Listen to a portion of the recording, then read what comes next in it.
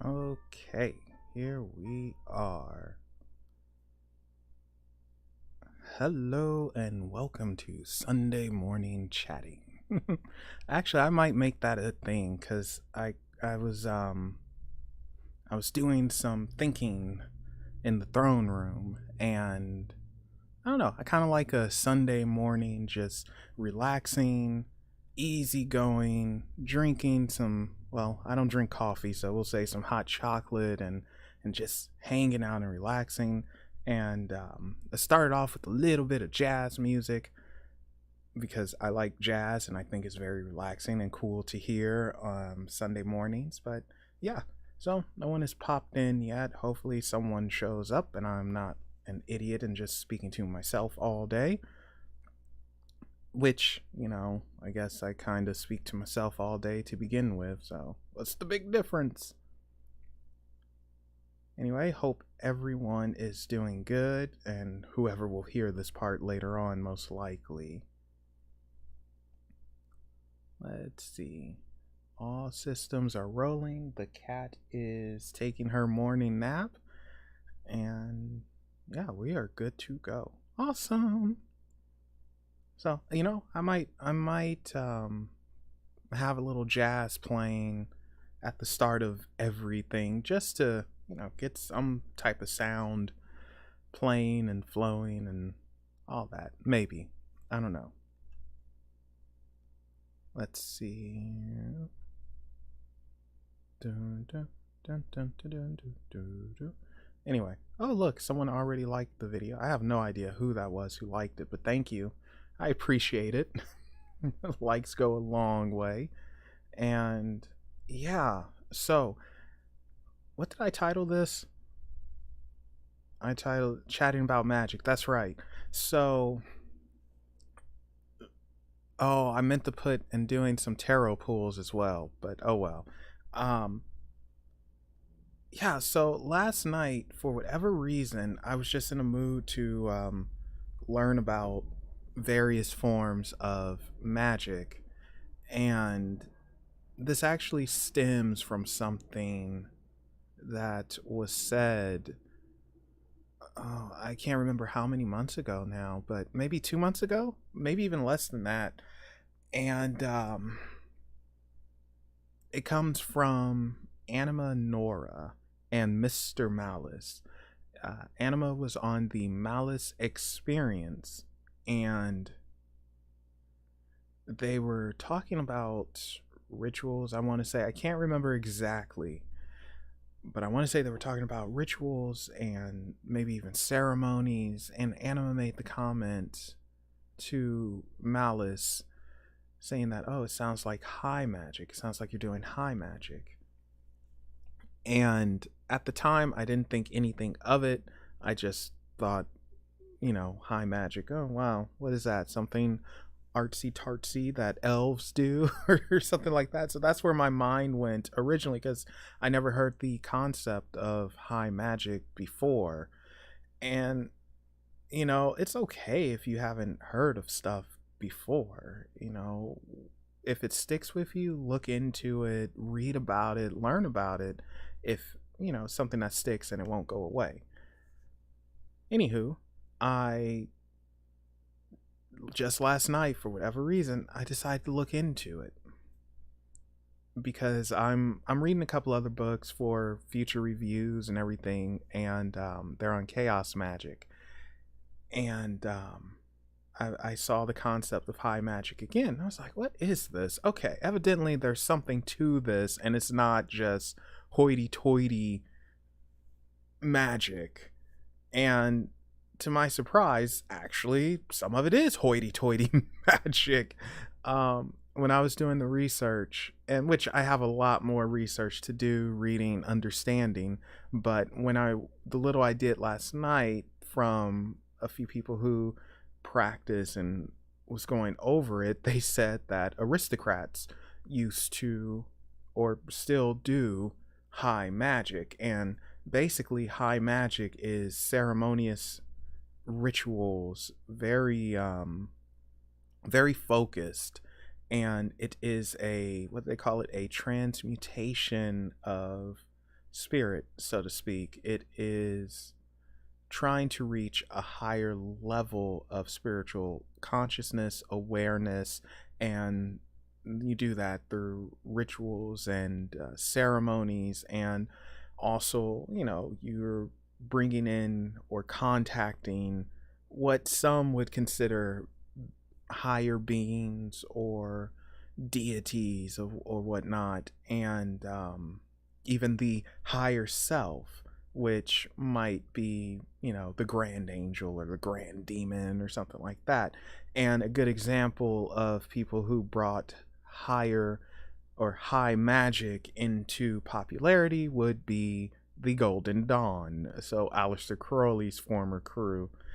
And it's very, very elaborate, I want to say, and very, very dedicated. It's a lot of dedication that goes into it, which is fine. Nothing wrong with being dedicated and elaborate. But for me, it just doesn't connect. And it looks like quite a few left hand path that I've come in contact with perform high magic, or they're involved with a type of high magic. They are conversing with deities, they are doing rituals and these ceremonies, they are trying to reach a higher plane, a higher state of consciousness, awareness, gnosis, excuse me, whatever you want to call it. And like I said, it didn't speak to me. But it was interesting learning about the high magic. So naturally, you look for the opposite. If there's a high, then surely there must be a low. And indeed, there is a low magic. And low magic isn't what you would initially think. So I think because of the names high magic, low magic, it's very easy to think like, oh, well, this is high, so that must mean it's better and it's more powerful and this and that. And that's not quite the case. Magic is magic. It doesn't matter what it is. I mean, it's energy. Energy is used for whatever reasons by whoever. You can make it into whatever you want, bend and shape it and all that good stuff. But low magic is, I would say, more practical. It's more about the self, and it is manifestation. It's what utilizing the tools you have in front of you. And from what I understand and what I was researching a little bit, the low magic comes from the country people, the poor folks, and it incorporates folk magic, which is pretty cool. So I guess in a way, hoodoo, as an example, would be considered low magic, whereas voodoo, the religion, might be considered high magic because you are working with deities, you are trying to reach a different plane of understanding. So very, very interesting between the two. And low magic seems to be more about what's around you in the here and the now, whereas high magic seems to be more about what's beyond. And the funny thing is, I don't think you can have one without the other, which I guess it's not funny. That's just how things work. You can't have one without the other because you need a little bit of both to achieve some type of goal. Now, low magic it has structure to it, but not as much structure that I've come to find out. And it's more, like, again, more about the person, more about what you want to create or bring into reality. Someone said that a better term for low magic would actually be sorcery, to get off that stigma of, oh, it's low, so you're beneath me. Low magic, low magic is interesting. And I find myself connecting more to that. With low magic, I'm saying you utilize tools. So, like creating the charms or something like that. I mean, both high magic and low magic have sigils, but charms, sigils, etc., etc. And I just connected with that, and it's like, oh my gosh, I actually get something. I get it. Like, I'm more connected to low magic than high magic. Oh, hello, paranormal witch. Welcome, welcome, welcome, welcome. Hope you're having a good day. um what was I saying? Yeah, the I connect more with low magic. Like, I wasn't expecting that. I didn't even know what it was until a second ago. Well, technically last night, not ashamed to admit that. And it makes so much sense to me, whereas I would say someone like Curtis Joseph, you guys check him out. He does, or rather, what he talks about and the knowledge he shares, we can see it as high magic. And some concepts he speaks about make sense to me. Then other concepts, it's beyond me, because I don't picture myself working with deities, nor do I really want to, because it feels like you have to give up yourself in order to not necessarily gain, but to have an understanding, to be put on a path where you can learn.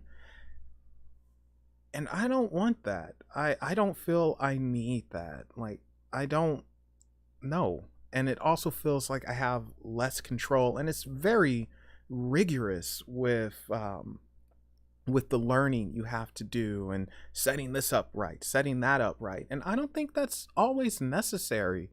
For some things, sure, but I don't think it's always necessary.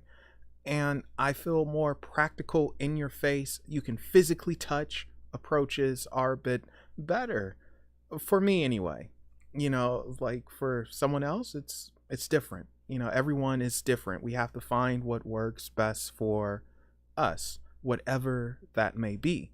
Um, but Anima, I would say it leans towards that high magic thing, because she works with, well, works with, it's more like freaking Lucifer tells her, he's in control, like, no, you're doing this, and if you don't do it, you're gonna get kicked in the butt. But it's your choice, like, I don't know if that's a choice.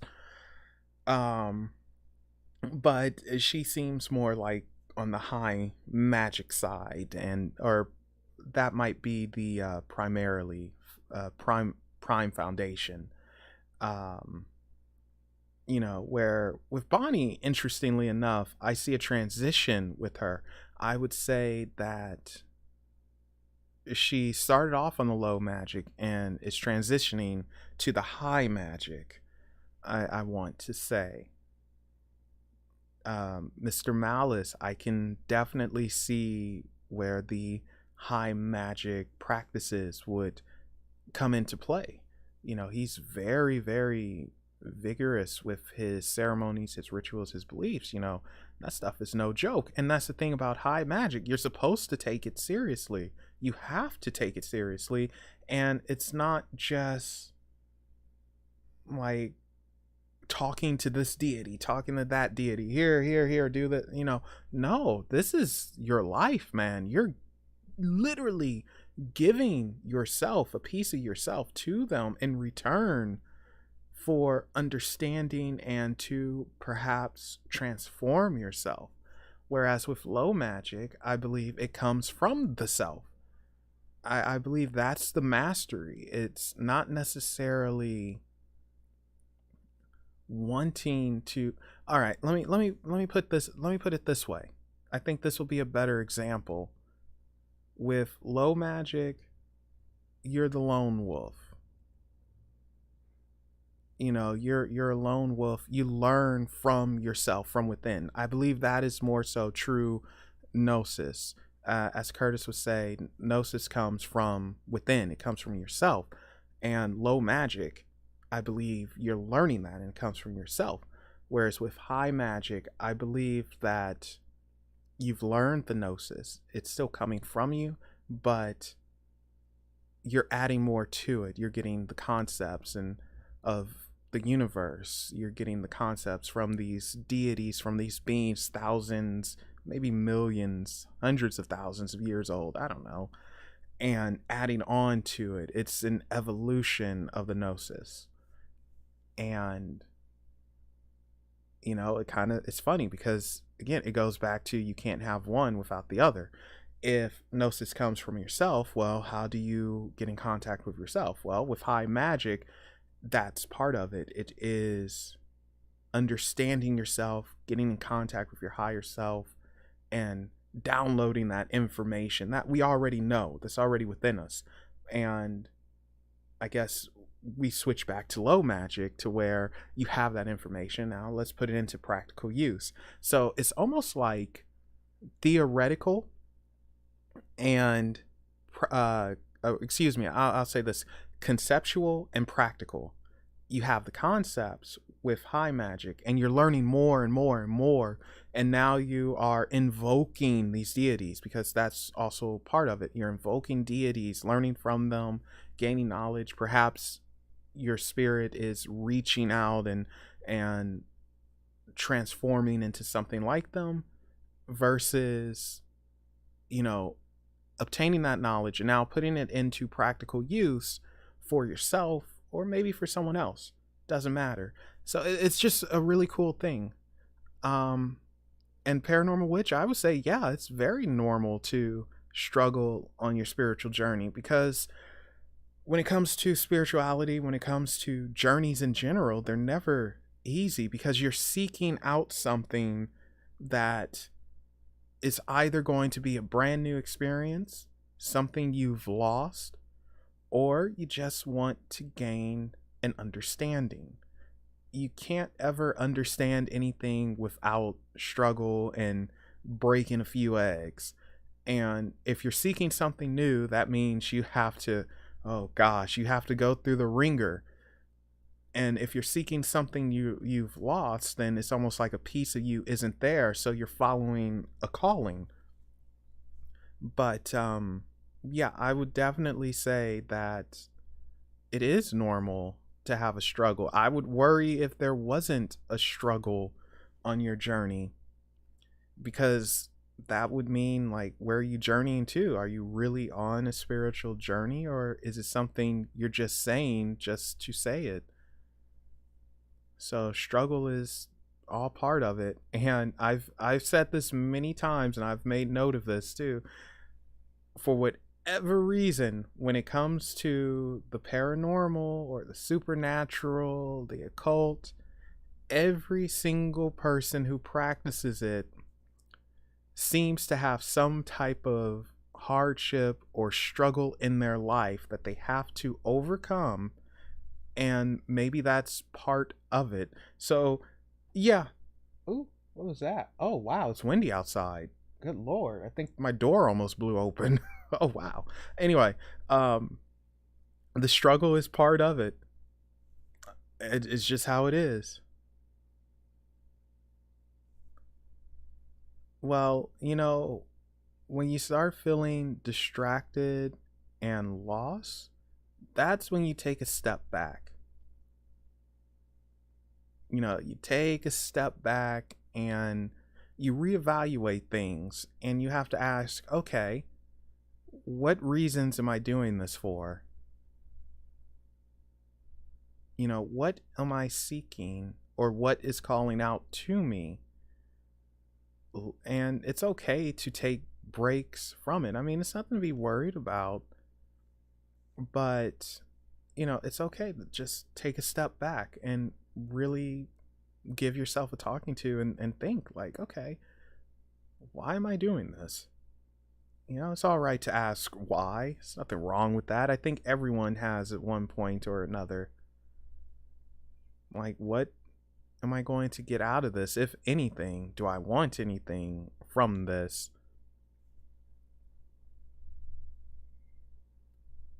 So, yeah, when you're distracted and lost, stop. That's the best way. That's the best thing you can do. Just stop. It's not going anywhere. Like, it doesn't leave. It's still there. You're just taking a break, taking a moment to reevaluate and remember why you got on this path, and remember what it is that you want or where you want to go and head out and all that good stuff. But yeah, the struggles, man, they are real, real, real. And it's scary because every single person that I have talked to, they've all had some stupid mess happen to them. Just some junk. Things that it's unfair. That's the best way to put it. They've had unfair lives. And there's not much you can do about that. It's either you accept it and become stronger and overcome it, or you submit to it and take the hits as they keep on coming and just say forget it. I guess that's part of free will, but in that case, is that really free will? And then you have to ask yourself, is this struggle being manipulated by some higher power, or is this actually needed to grow? Me personally, I will openly say I rather just take the freaking pill and have everything happen normally and nice without the struggle. But then what do you learn about yourself from it? um no pain, no gain, as they say. And struggle leads to strength, and it leads to appreciation as well, to where it's like, I will never go through this again. I will never deal with that again, etc., etc. So, some struggles can be good. I kind of see why it happens, even though it really shouldn't happen. It's bull. It's so ridiculous, but it is what it is.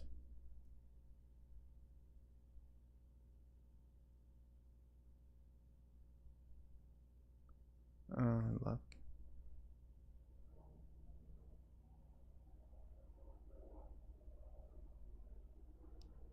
I don't think that's necessarily true.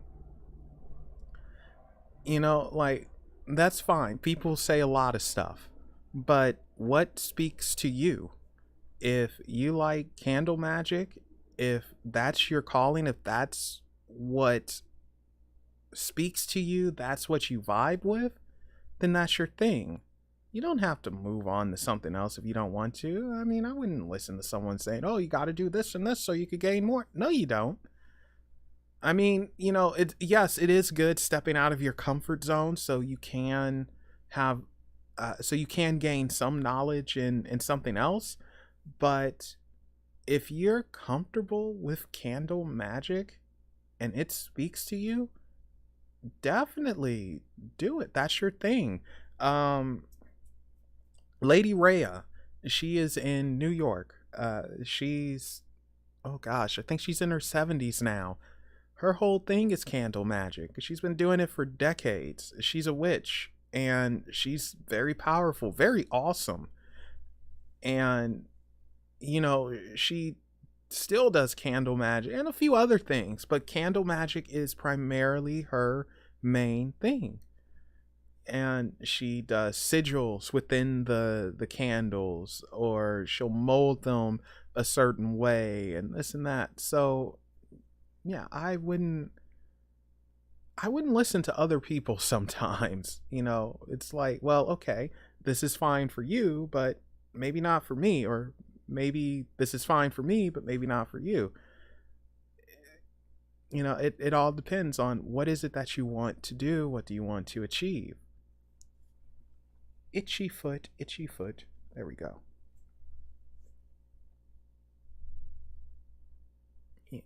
So I think sometimes people overthink, and this is also why I tend to lean towards the low magic side as well.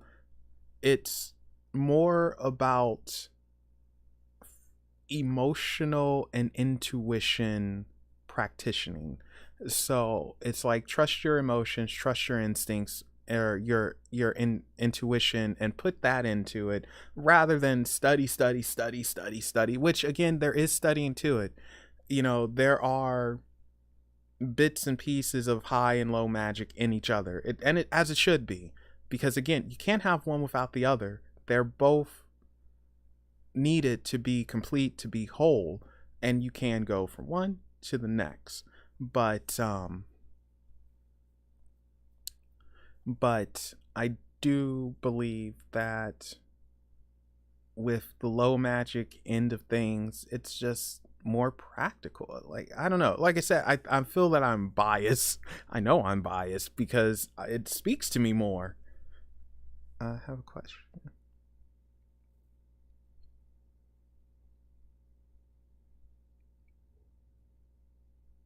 Oh, um, I probably shouldn't admit this, but I don't trust anything.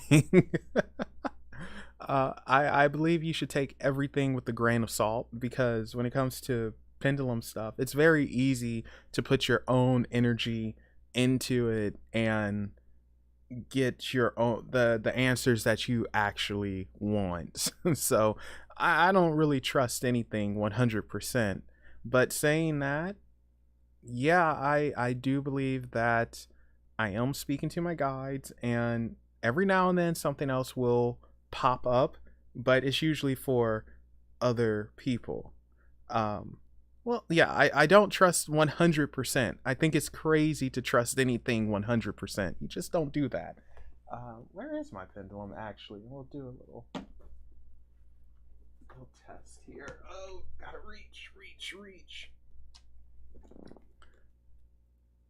You know, but what I do is little tests. It sounds silly, but I do little tests with it so I can have more confidence in the answers given, or with something I'm communicating with. And for instance, with if I'm speaking to a guide or something, I have them do a certain shape or sign. Oh yeah, I take it seriously. Oh, I definitely take it seriously. Don't worry. But, I also hold that little spot in my head where it's like, okay, let's use some logic in this as well. Um, what was I saying? So, yeah, so when I speak to a guide, for instance, I will ask them to give me a sign that it's them. And, so for instance, we'll say Raphael, if he's here anyway, hopefully he is. Can you give an example of your sign? And you probably can't tell, but it's going counterclockwise, and that's his sign. Um, Daisy, can you give an example of your sign? So hers is a line going back and forth, which is actually kind of funny because when Daisy first showed up, it was through Bonnie, and I think she was using a pendulum, or maybe it was me. I think it was Bonnie, and Daisy was showing up and everything. And usually for yes, they go in a circle, but Daisy, for whatever reason, kept going in line. Like, no, this is what I prefer. I want the line. Oh, hey, Maeve, welcome. So I thought that was funny. But Daisy, can you give your sign that you're here? And and Pearl, can you give your sign? So Pearl goes into a diagonal slash and everything. And if it's something else that I'm communicating with, the energy will feel different. I can't explain it too good, but it's like it's a difference. The energy will feel different and the movements will be just slightly different, where it's like, what the heck? And Daisy is a pixie. I made the mistake of saying she was a fairy before, but she is a pixie. That sounds so weird saying that, doesn't it? But but this right here, so even though high magic is usually ceremonious and it's speaking to different beings or deities or whatever, and rituals for them or to them to get that understanding that they have, for them to share their knowledge or power, whatever, with you, you know, by that definition, you would think like, well, using a pendulum to talk to the guides and all that, that's high magic, isn't it? Well, not necessarily. You can speak to your guides or whatever in low magic, and it's not considered high magic or nothing like that. But like I keep saying, bits and pieces of both are in everything, and you need both to be complete. You can have more so of a focus on the low magic, but you still do things that's considered high magic. Nothing wrong with that.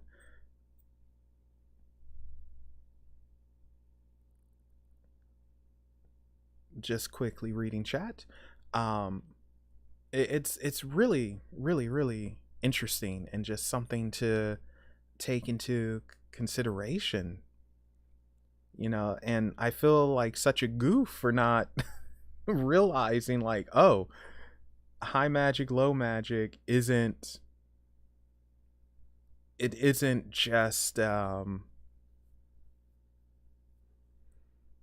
just titles or something. It's nothing like that at all. uh Days, I'm pretty sure she's an adult. But saying that, I believe that Fae in general have childlike personas, meaning like they're always a kid at heart. They like having fun and teasing and pranking. So she's an adult with a childlike heart. I think that's a good way of putting it. She's also probably very annoyed at me because I don't go outside enough. But oh well.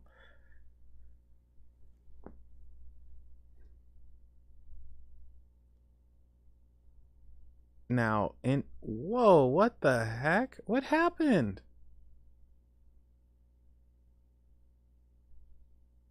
I'm sorry. The thing is saying I have no viewers now.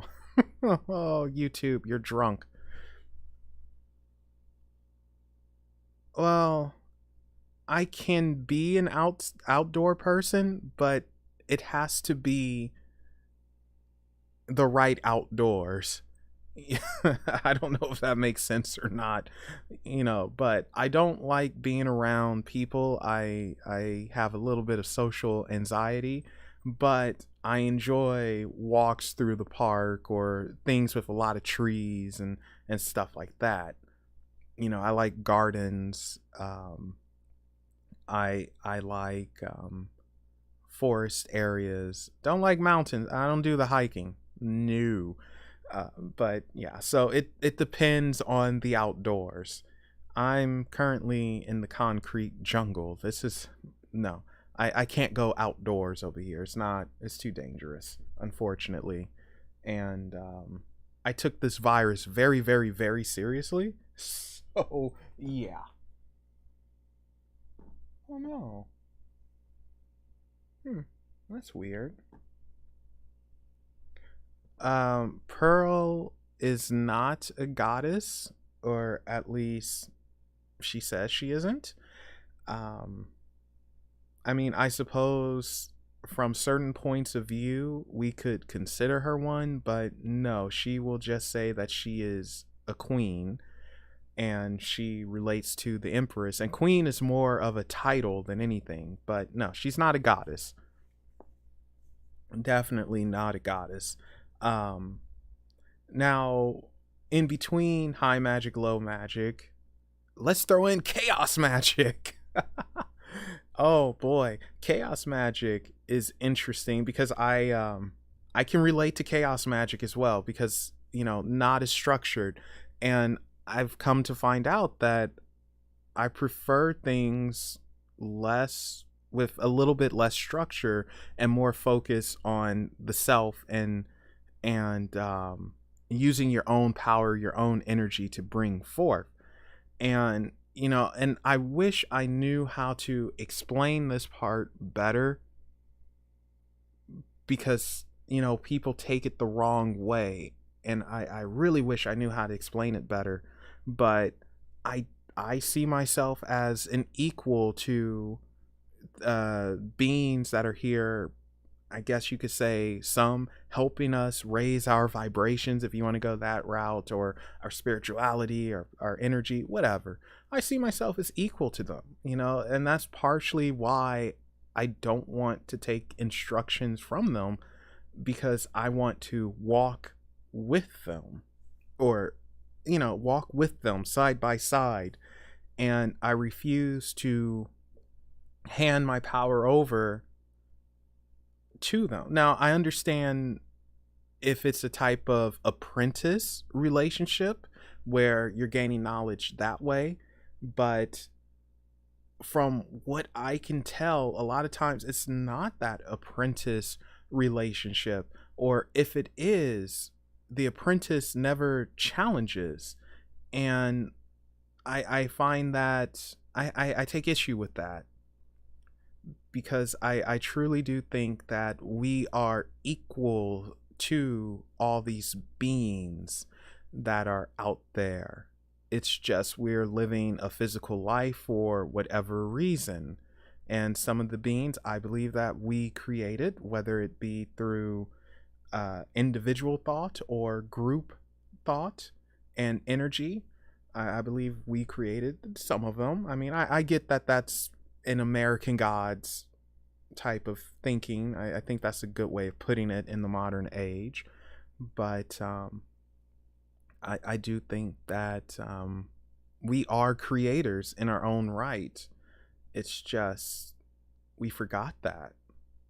And I refuse to forget it because I'm stubborn, like the bull here, Anyway, chaos magic is very interesting because we can see it as untapped potential. Yeah, mentorship. That's a good way of putting it, Maeve. That is a darn good way of putting it. With chaos magic, though, yeah, untapped potential of the chaotic world, bringing forth any and everything, or nothing at all. It depends, I suppose. What would happen if the entity or deity rejects the practitioner? I'm assuming they'll just say, go away, I'm not interested.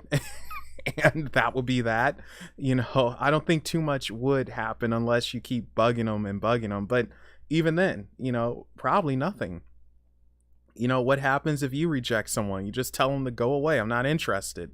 Either they're going to keep bugging you, or they'll get the picture and go away. And if they keep bugging you, then, well, we can escalate things. You can threaten them or call the cops or whatever. So I would say it's almost the same way. Again, I'm trying to put it in a practical sense. But yeah, if they reject you, they reject you. Just take it and go. Evidently, they're rejecting you for a reason.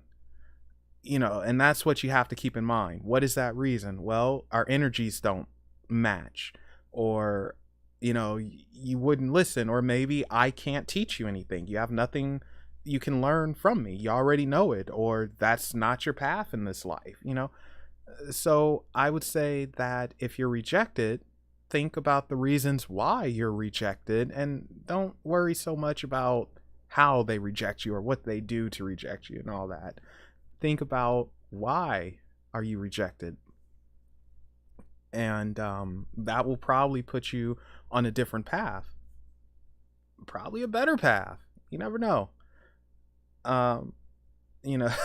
So technically I was rejected by the goddess the Morrigan, which I'm okay with, because I didn't come to her anyway. um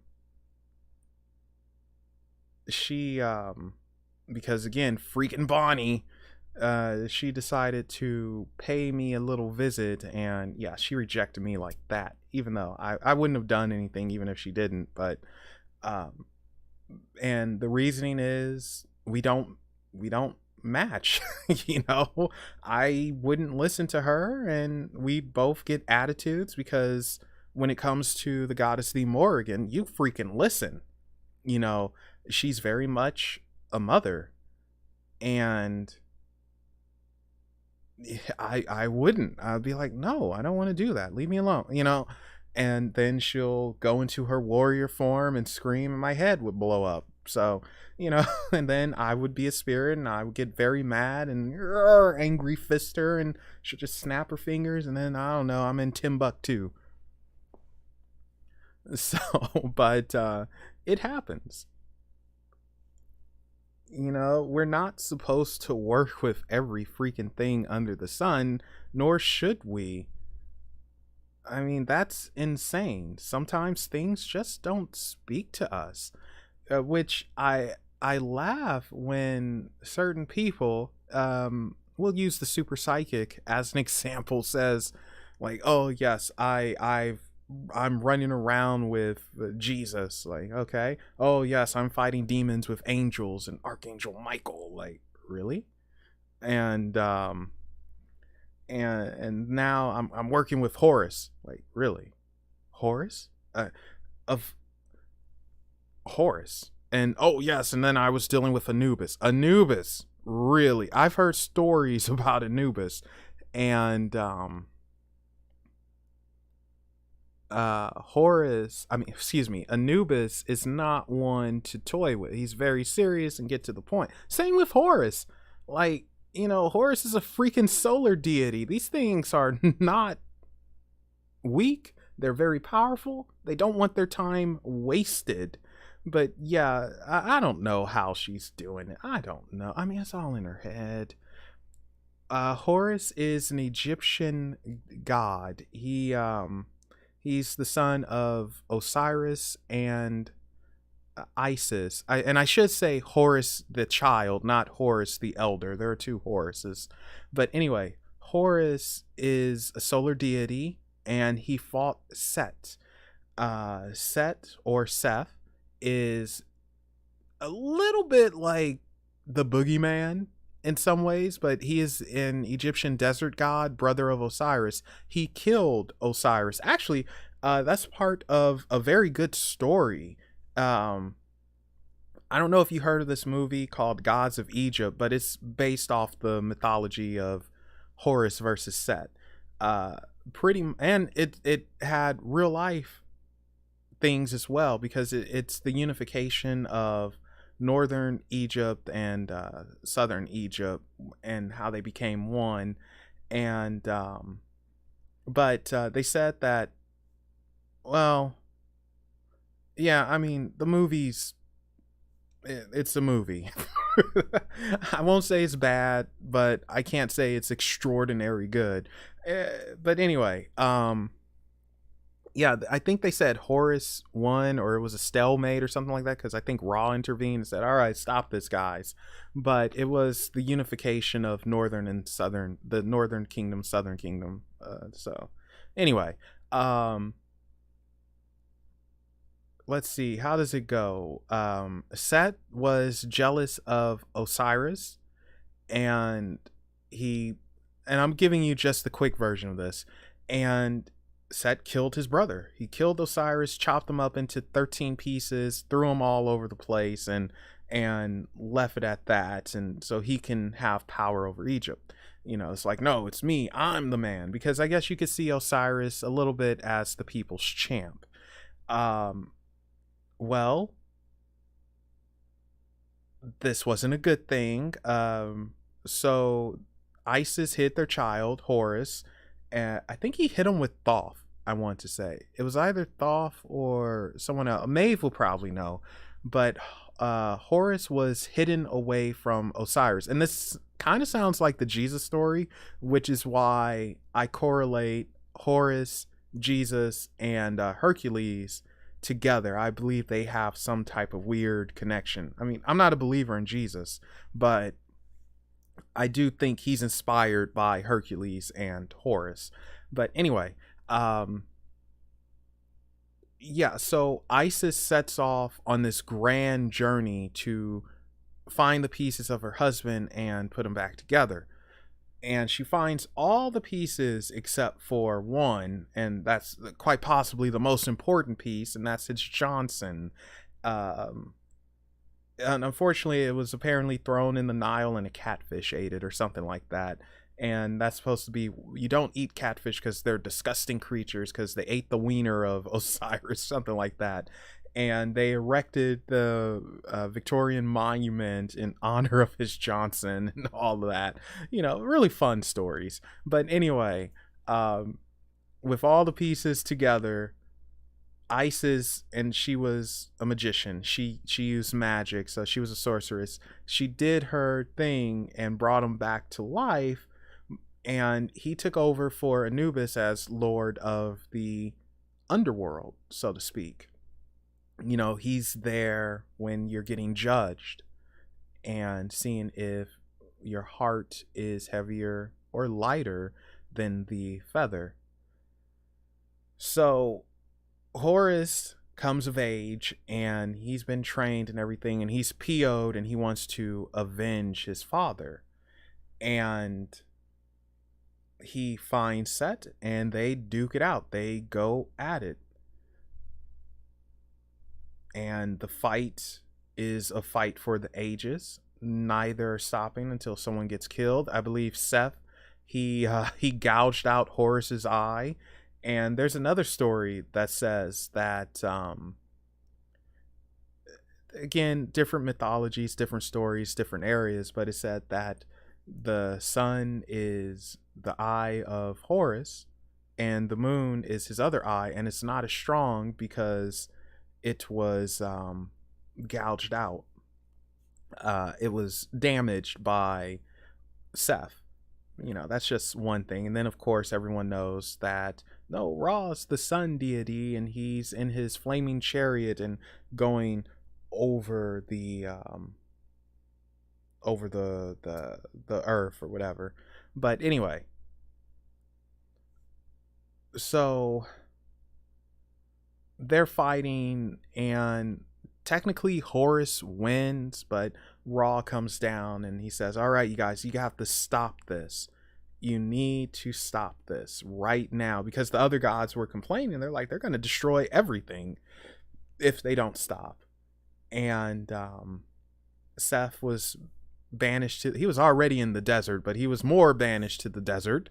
And the unification of Egypt happened, and Horus became the people's champion. So if you had an issue, if you needed protection or whatever, you didn't pray to Ra, you prayed to Horus.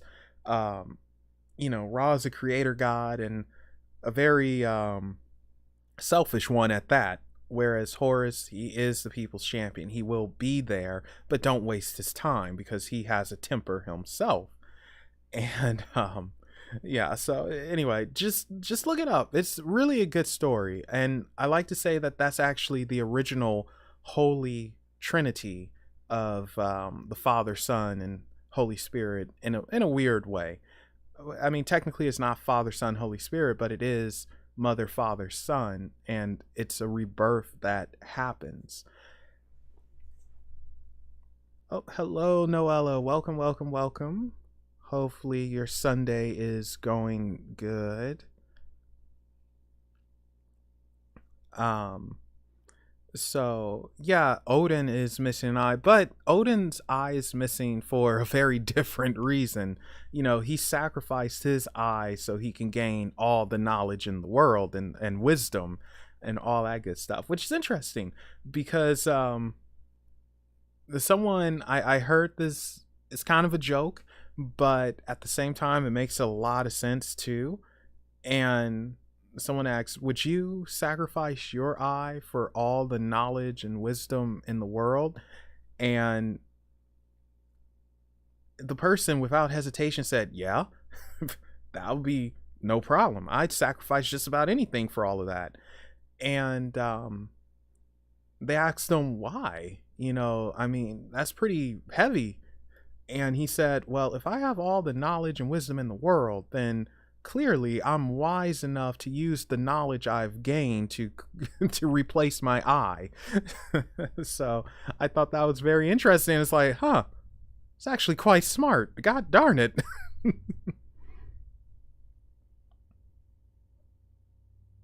Ooh, the silver fox. I like that. Ooh, Maeve. Got the ladies jumping. One second, guys. I'm just checking something real quick. If it lets me.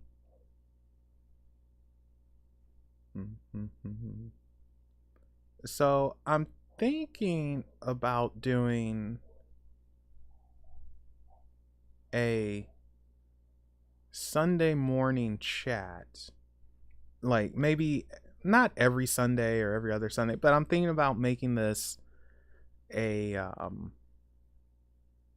thing, just like breakfast with Mel, or Sunday morning chat with Mel or something like that. Just because usually I have nothing to do on Sunday morning, and so far like the days have been really beautiful and nice, easygoing. I even started this up playing some jazz. So I don't know, maybe.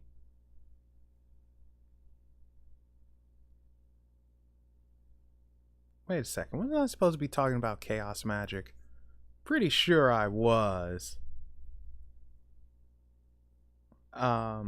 Yeah, anyway, so back to chaos magic. God darn it, you guys got me all types of sidetracked.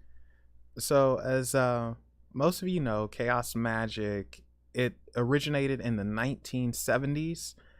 I want to say it was Ray Sherrin and Peter Carroll who had a giant influence on it. Some of the teachings of Aleister Crowley's in there, but not all of it, because chaos magic is cutting out the fat, the stuff that you don't need, because it's like, oh my god. And I relate to chaos magic as well, so I suppose you could say I would be a chaos practitioner of low magic. Ah, there we go. That sounds sweet, doesn't it? Anyway, yeah, so 1970s, and you guys might have heard of IoT, the Illuminates of Thanateros, which Thanateros is a mixture of Thanatos, I think that's death, and Eros, god of love, aka Cupid, Aphrodite's kid. Because sex and death go hand in hand. They're both very powerful, and they both always occur. One brings life, and, well, one ends life.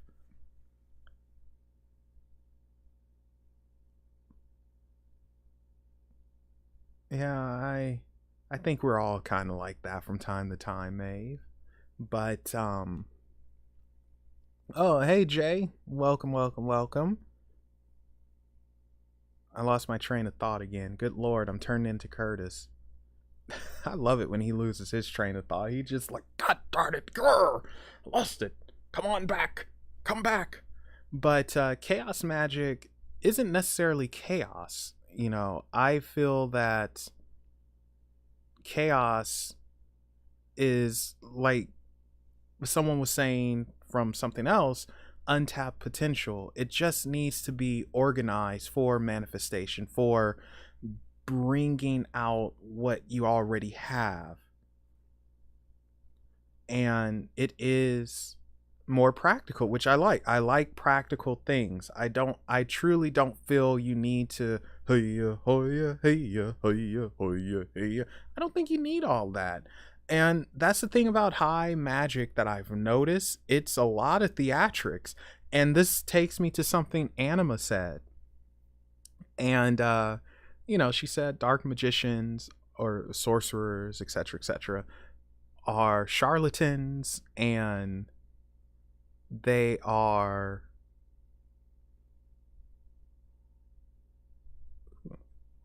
sorry, just saw something. Anyway, they are charlatans, and they are the theatrics. They put on a show, which it almost feels like they put on a show for the gods to entice them to say, all right, you won my favor, I like this. And that's not necessarily a bad thing. Whereas with chaos magic, it's no theatrics, none of that. Like, no, do your freaking thing, get down, get dirty, get messy, let's rock this.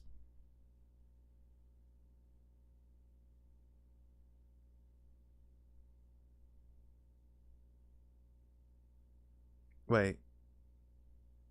Oh, sorry, I was just reading chat real quick. Anyway, and I like that. I very much like that. And I like seeing untapped potential. Like, it's limitless. But then saying that, there is a limit. Everything has a ceiling. Can you break through that ceiling? That's a different story.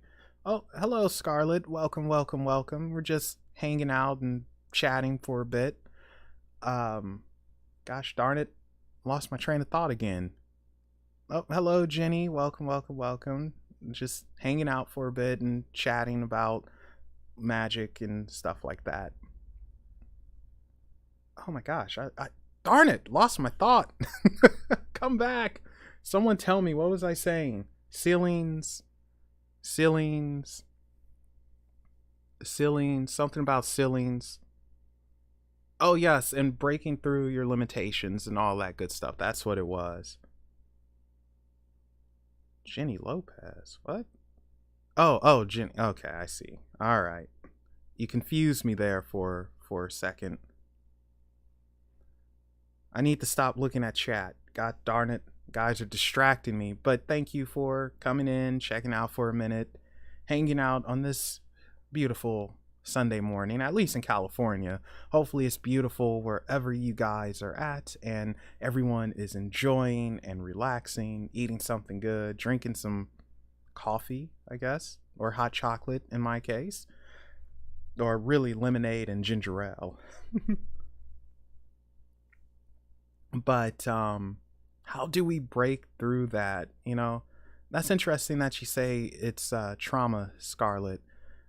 How do we get over trauma? Do we face it head on? Do we ask for someone's help? All of the above. I mean, and we all have some form of trauma in some way, whether it's repressed or not. But yeah, all of the above. But it's, oh, that's random, Noella, but thank you. I'll take it. But it's when we don't face our traumas, when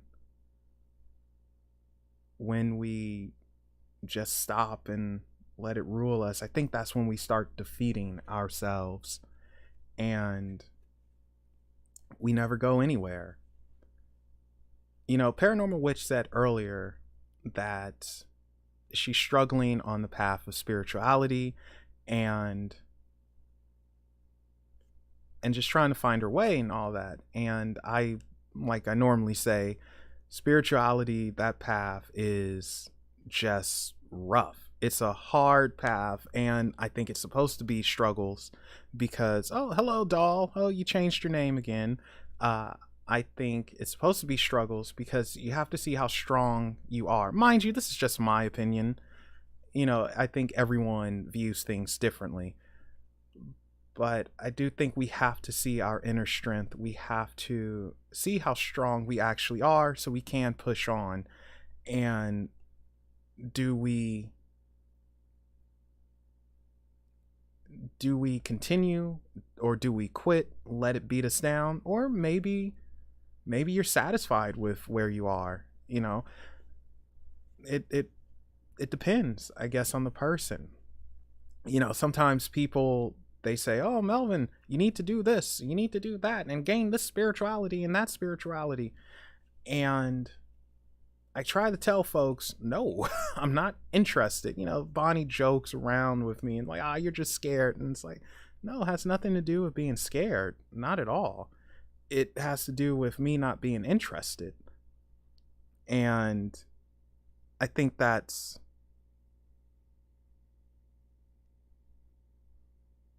this is your legit one. And I think that goes a long way into understanding magic as well, and spirituality as well. What are you interested in? Not everything speaks to everyone. It's just not going to happen. So for those of you who just popped in, I've been going over talking about what I've just learned about high magic, low magic, and I've come to the realization that I lean towards low magic, whereas I know people who mostly technically would practice high magic. And what? I have not made a contract with anything, all right, doll? I don't know why you think that. What type of contract would I even make? What would that even do? It's like, boy, I think I got the raw end of that contract then. But anyway, what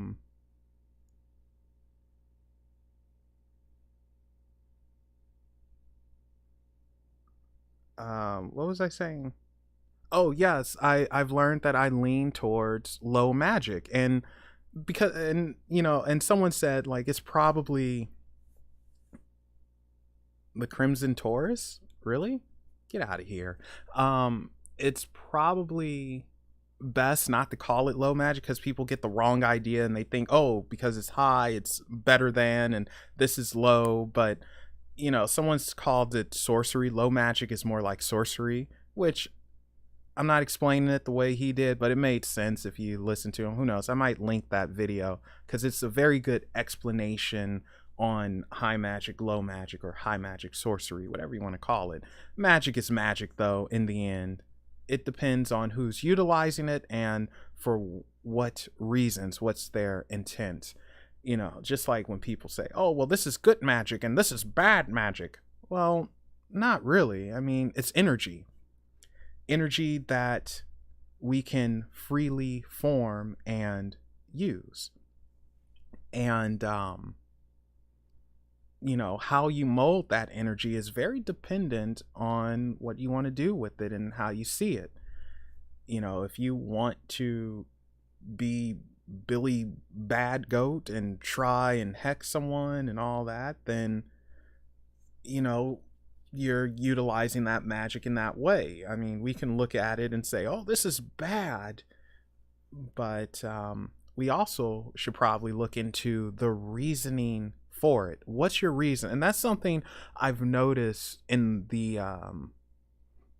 occult community, that people, they don't do a lot. They don't ask the reasoning behind certain things. Oh yeah, feel free to put your Instagram in the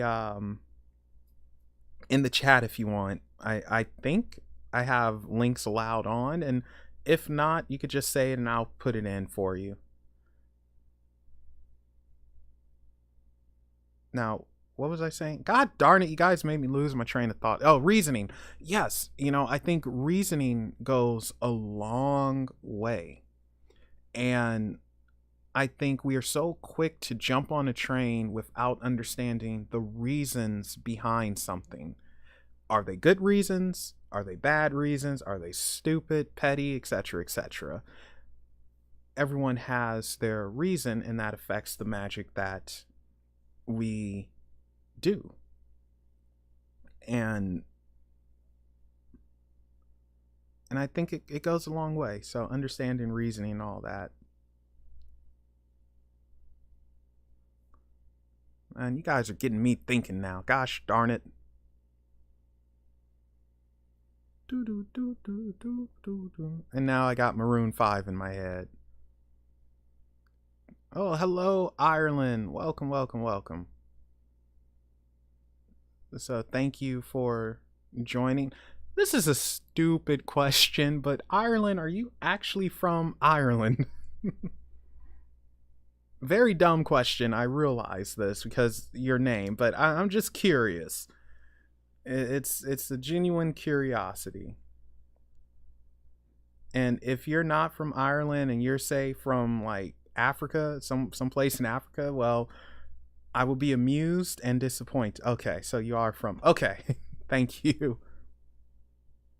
Well, top of the morning to ya. Actually, it's not morning over there, is it? It's evening time, like 5 p.m. or something. Oh, okay. Well, chip chip cheerio, jolly England. Yee. I have a few friends in England. Uh, at 6 p.m. Uh, your intent and reasons really do play a factor. How we define our reasons might indicate our triggers, and triggers which come from a negative space will result in hurting you and others, possibly. Could be totally off. No, I agree with you. I think it plays a part. It plays a significant part. And sometimes we don't even know our own reasons, and it's so weird because I wish that more people would take a step back and ask themselves, okay, so why am I into this? Why am I doing this? What am I getting out of it? Which is what I told you, paranormal witch, to take a step back. If you're feeling distracted, lost, confused, then just stop. It's okay to stop. It's no law that says no, you have to go deeper into this and look here and look there and look here and all around, then your fingers are all like this and mismatched. It's no law saying you have to do that. Just stop, take a step back, and remember your reasons for walking down whatever path you walk down, or your reasons for trying to obtain the knowledge that you want to obtain. It's nothing wrong with stopping. And I think too many people don't do that. Too many people don't admit that they're lost, and they may have forgotten why they've gone on this path to begin with.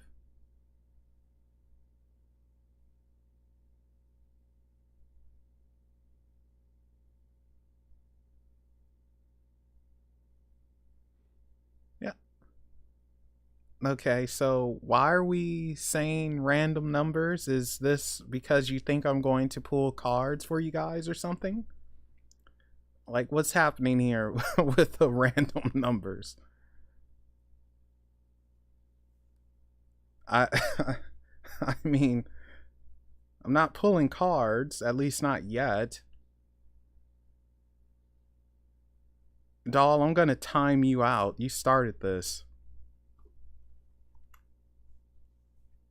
Oh, I will. Keep going. You're being a smart aleck.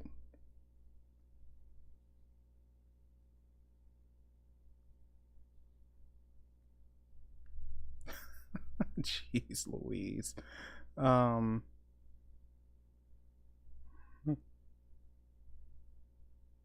Uh-oh. Did I actually do it?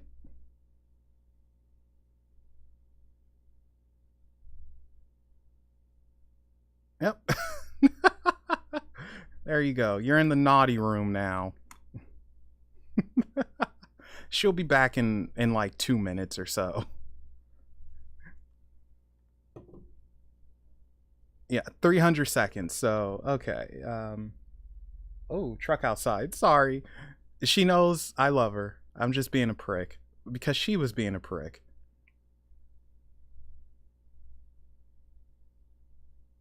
All right. So anyway, back to it. Oh, Scarlett, are you still here or did you jump out? She probably jumped out. But oh, hello.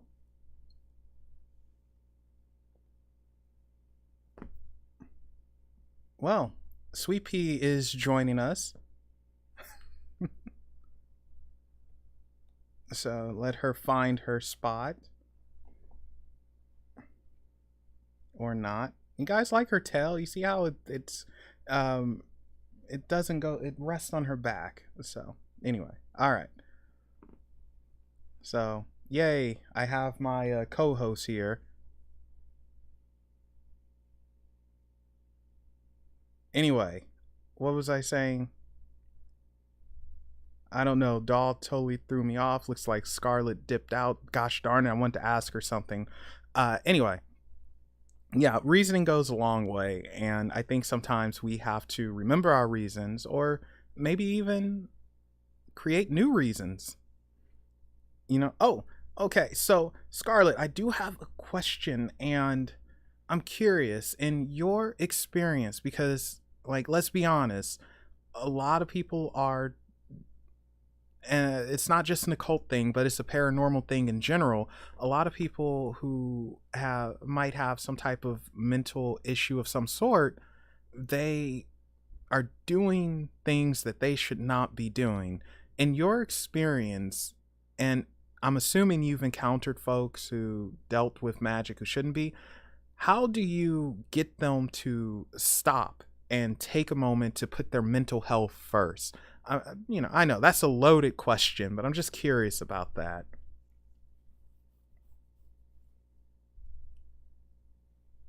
I mean, I suppose everyone should have a sweet pea. Like she keeps me mentally calm because she's just the boss over me, unfortunately. I mean, she just shows up, does what she wants, makes me feed her, and then leaves.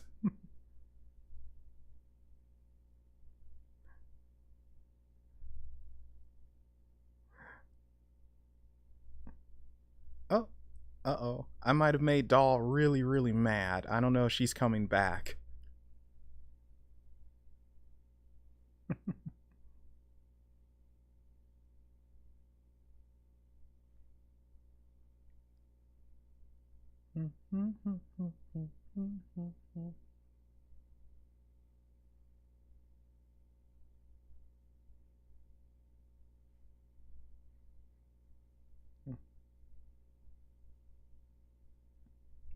All right, so just reading chat, guys. That's why I'm quiet.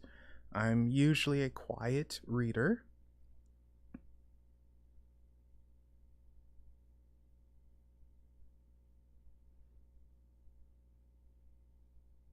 Um, Ireland, Sweet Pea's interesting because she just kind of showed up one day and never left.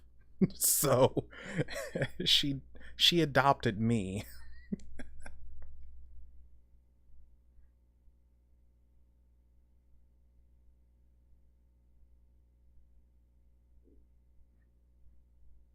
And oh gosh, it's kind of funny too because I have and thank you, Scarlett, and I have a trash can out back, and it's filled with it was filled with dog food. Unfortunately, the dog passed away, and I I guess like she smelt it, and for some reason, like not for some reason, but she jumped in the freaking trash can and she got stuck. She couldn't jump out, and I'm not entirely sure why she couldn't jump out. And then somehow she got lost in the backyard.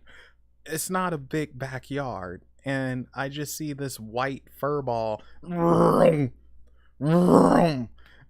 back and forth trying to figure out how do I get out of here.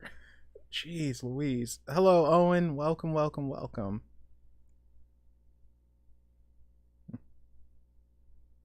Themes and the messages. Ooh. Okay. That makes sense. Alright, welcome back, doll. Sorry I had to put you in the naughty room.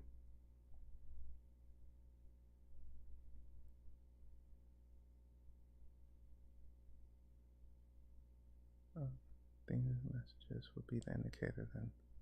I mean, delusions, hallucinations versus actual spiritual contact. Yep, you enjoy dinner, Ireland. Hope it's very, very yummy. My dinner last night was chicken and pasta with ground pork and a little bit of pesto sauce, or pesto, not pesto sauce, but pesto. Themes and messages. Yeah, now that could be that could be hard to do. Figuring out if something is delusion, hallucination, spiritual contact. Unfortunately, I'm sure you know a lot of people as well who are, I won't say hallucinations, but definitely delusional, and they believe that they are something they're not, or they'll hear something they don't, see something that's not exactly, or rather they want something so badly, to see something so badly, or believe that they are something so badly, they delude themselves into that. And it's always tough trying to tell someone, hey, this is just in your head, stop it. You're not seeing the hallucinations, but you're definitely delusional, and you need to quit it. So that's very difficult to tell someone. Ugh, I don't like being in that position because I had to do it several times, and I don't like it.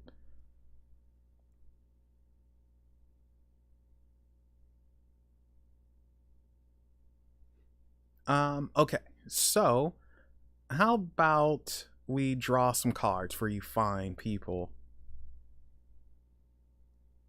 since it is a beautiful Sunday.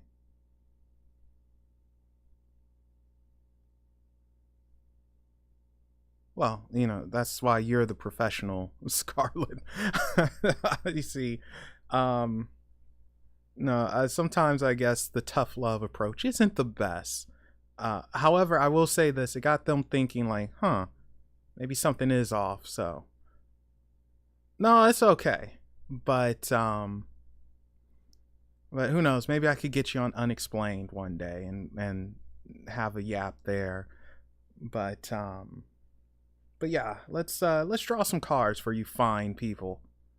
And I I don't actually think I was a knight in a past life. Paranormal witch.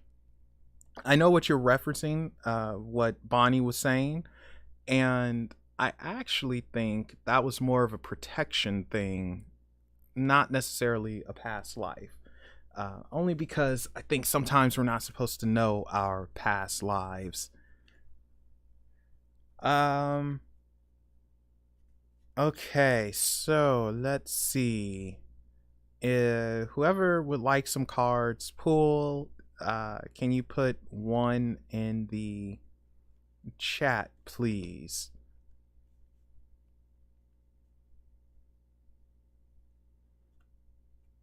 Oh, hello, John. Welcome, welcome, welcome. You have a good one, Scarlet. Doll, it's fine. Honestly, it's fine. Like, I was just messing with you earlier. Don't worry. Um, and who asked me to explain? Paranormal Witch did. So, what I mean is the armor could be symbolic as protection, literally blocking view of, in this case, the past life. Because you're not supposed to know it, may not help you in the way you think it would help you, that type of thing. So, when we see suits of armors, we see someone suited up and protected from the environment, from being attacked, from everything. It's a defense thing. So that's how I'm sort of actually viewing it. Not necessarily that I was a knight, but that's a protection, a thing of protection, because I'm not supposed to know. Okay, so quite a few people would like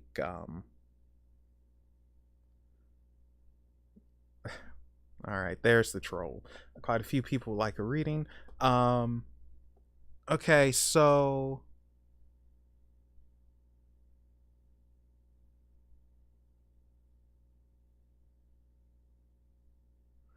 again, reading track. Okay, so I'm gonna think of a movie. Whoever gets it gets a reading, and Let me see. What's a good movie? It's not. It's probably not going to be anything too modern because I don't really like modern films. I think they're too preachy and most of them suck. Um, let's see. Let me think of a movie. It'll be semi-popular, so definitely something that you guys probably would have seen. Okay, got it. All right. Um, the first hint is it had. Oh no, no, no. That's actually not good. Okay, it's a Disney animated film. Disney animated film, and it involves animals. Yeah, go figure. Disney and animals. It involves animals. Um, not the Lion King. Yeah, so that's why I was like, well, yes, Disney and animals, so that goes hand in hand. But it's not the Lion King. In fact, it involves anthropomorphic animals. I'm saying that name wrong. And it came out after The Lion King, I want to say. Yeah, The Lion King came out in 94. This came out in 1995. Wait, what? Didn't I say it came out after The Lion King? You guys are going backwards. I see Snow White, Alice in Wonderland, Dumbo after The Lion King.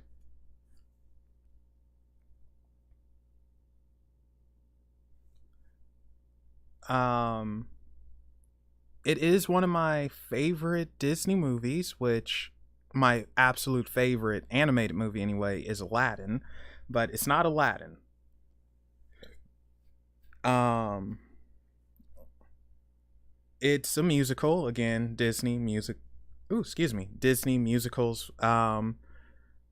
It's two lead characters, and it's about taking a road trip and impressing a girl. Fun fact, this not a Bug's Life. Fun fact, this girl actually looks like a girl that I used to have a crush on back in like fourth grade, third or fourth grade. I almost said her name. I won't say her name because with my luck, someone will look her up. But oh, Maeve got it. Yeah, a Goofy movie. I love that movie. It is one of my all-time favorite Disney movie. It is hilarious. If you guys haven't seen it, man, you need to check it out. All right, Maeve. So I have a good chunk of decks out here. So you get your choice of you get your choice. So you get the Tarot of Dreams, the Rider White Thoth, the Llewellyn, Druid Craft, the Brady, or the Rackham. Oh, Owen, you need to see a Goofy movie. It's so funny. Like that's when Disney was actually good. It's hilarious. But Thoth? Okay. Anything particular you want to know, or just whatever cards come out? Because I'm probably gonna pull three cards.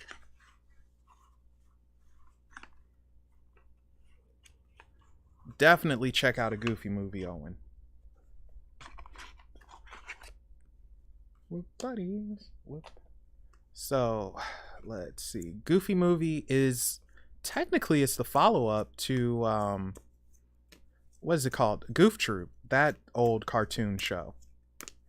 That was a good cartoon show as well, with about Goofy and his son Max. Knock that energy off. This is for Maeve. So, what do we have to say? What do we need to know for Maeve? What do we need to know for Maeve?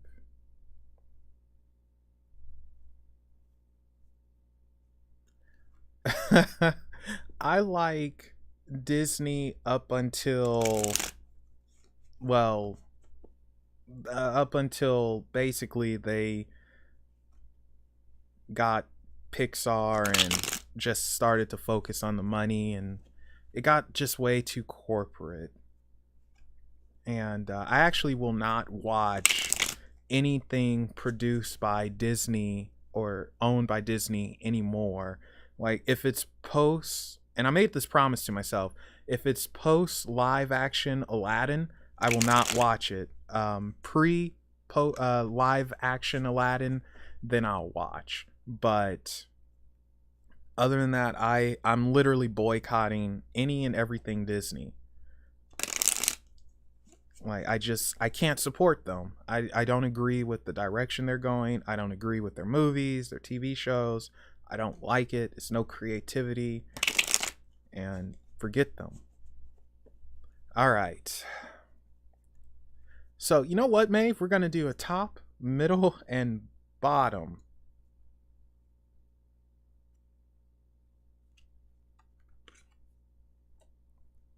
Now, if this last one, oh, darn.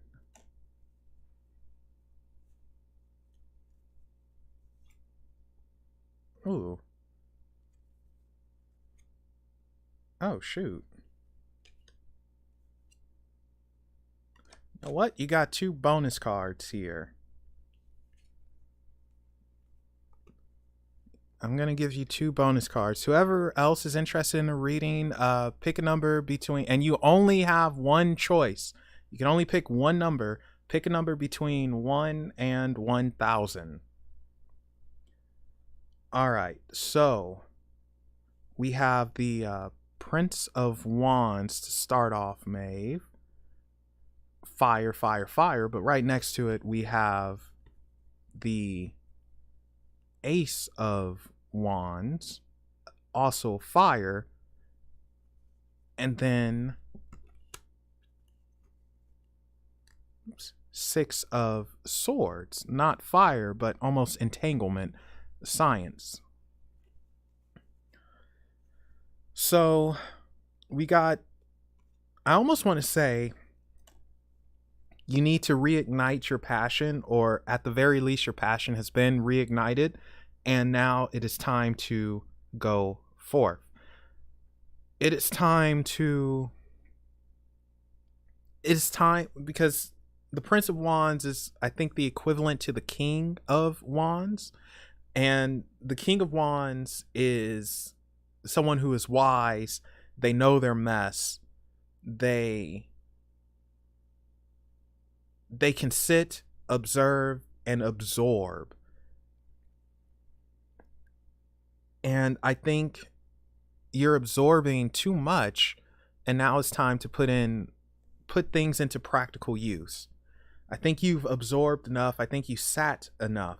Because normally this guy, if he's the equivalent of the King of Wands, he is sitting and looking at his work. He's happy. He is a bit older, which is interesting. While this one here is younger and has like some type of Aztec thing going on. And I think it's now time for you to put into practical effect what you have learned from concept. With the Ace of Wands, you're going to get opportunity. I think you need to start using your magic.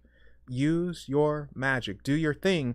And with this here, it's almost like a blending of, well, like I said, science and magic, because I think you get intertwined within yourself.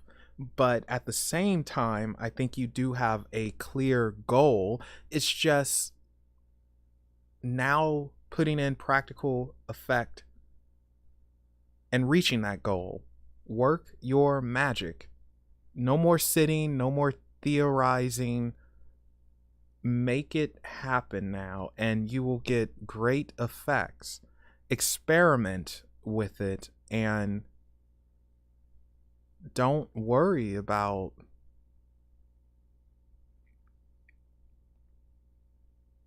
wait, what? I'm sorry, I was looking at chat real quick. Anyway, don't worry about some of the other things surrounding it. It's time for you to put mess into action. Do it, do it, do it. You know, mix and match, experiment, be more practical. I mean, that's the best way of putting it. You know your stuff, so use it. Use it or lose it, darn it. And interestingly enough, like whatever you're unsure about, whatever you're concerned about, don't be. You're gonna weave on through the webbing. You will weave on through the webbing. Um, so the two bonus cards here, which cracked me up a little bit, is Death and Adjustment, aka Justice. And Death is about change. It's about something coming to an end, so a beginning can happen, or it's about, you know, metamorphosing. There we go. And Adjustment, I like to think of as a judge, almost, where it's not necessarily the judge making a decision or anything. It's the energy that you're putting out there that's going to come back. So I think this is definitely saying have a change in how you approach things and put that energy out there. Not only do you need to listen to the energy, but you need to put it out there now, and it will all come back. So definitely it's time to be more practical with how you do things and put it into action and get her done. Okay, so let me see. So I said pick a number between 1 and 1,000 if you're interested in another reading. The person who gets it is Ireland. Ireland is closest. Oh, okay. So wait, we're still going. Never mind. Yeah, no problem, Ave. Jurian just put in his. So, okay, I'll give you 10 more seconds to put it in, even though I kind of said Ireland gets it. So that's a hint to what it could be.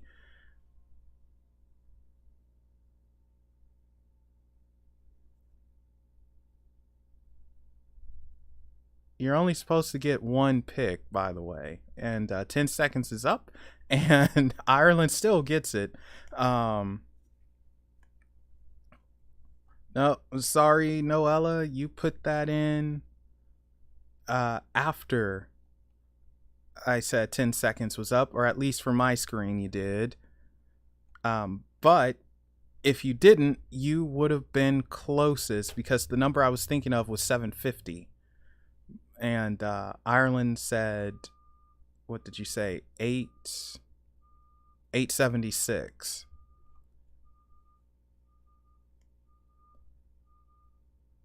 Well, I mean, if that's what you want to do, it's up to you guys. You can decide. Oh, truck is outside. Ooh, FedEx.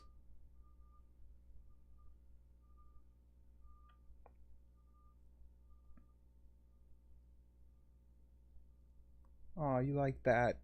Rubbing her tummy. All right. Well, Noella, congratulations. You get this one. So you get to choose which deck. Thoth, Rackham, Druidcraft, Brady, Llewellyn, Rider White, or Tarot of Dreams.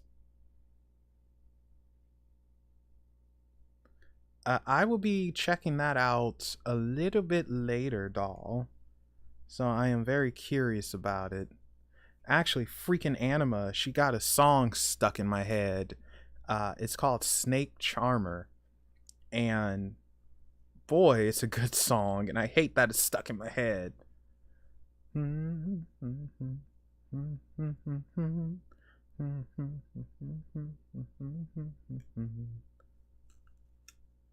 Alright, so Druidcraft. Alrighty.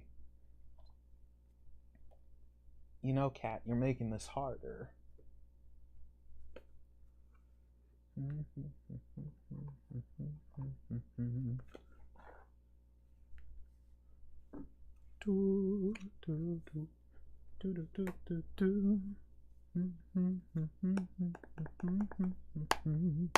All right, this is for Noella. And do you want to know anything specific, Noella, or um you're just whatever comes out? Well, I don't know if too many Disney films have occult undertone. I mean, some do, yes, but I don't think a lot of them do. I think some of it is just coincidence. But I do know that apparently the priest, everyone knows this, the priest in The Little Mermaid had a boner. Does that count?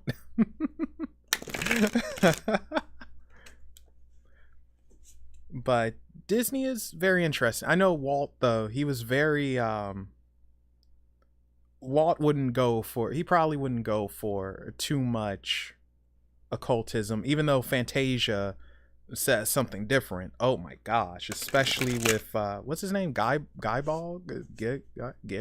I'm not psychic, Noella. So either, you know, if you just want things to pop out, just say you want things to pop out. I don't do the psychic stuff. What was that thing's name? The devil from Fantasia.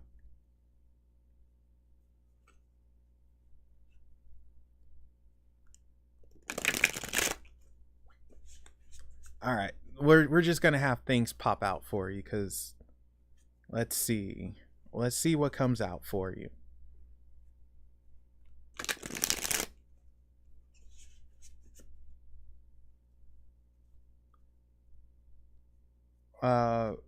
Walt is actually one of my inspirations. He actually got me into storytelling.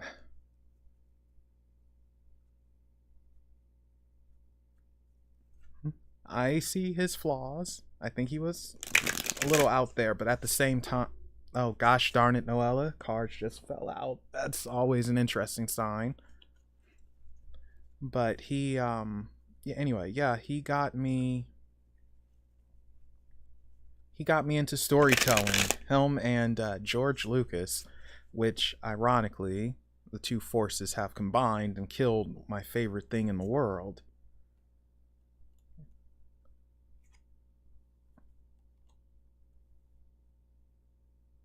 Oh shoot, Noella.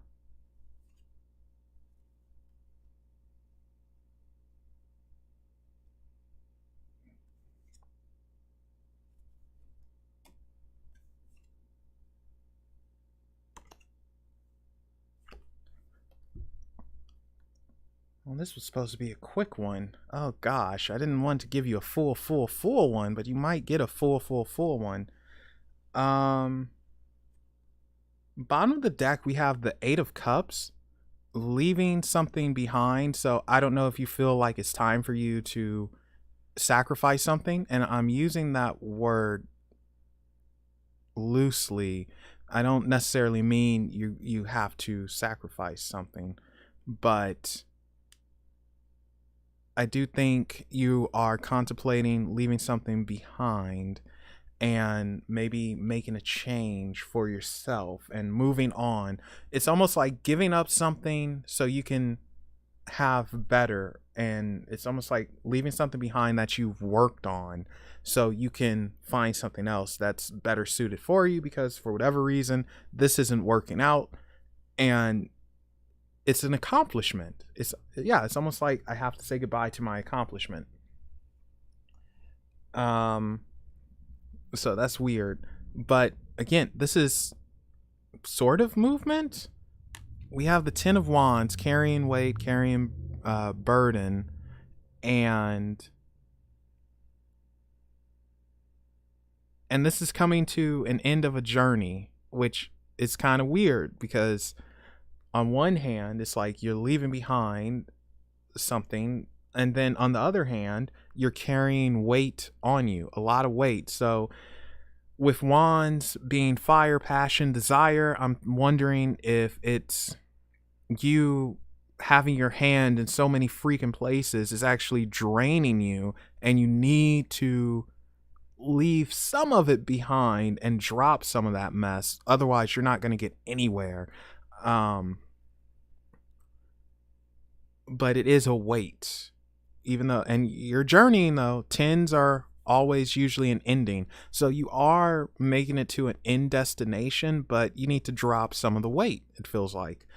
Too much weight on your shoulders. Your hands are in too many places at once. You're absorbing too much. It's weighing you down and slowing you down. You're not where you need to be. Then we have, what are you? The fair, I cannot say this word, but this is temperance.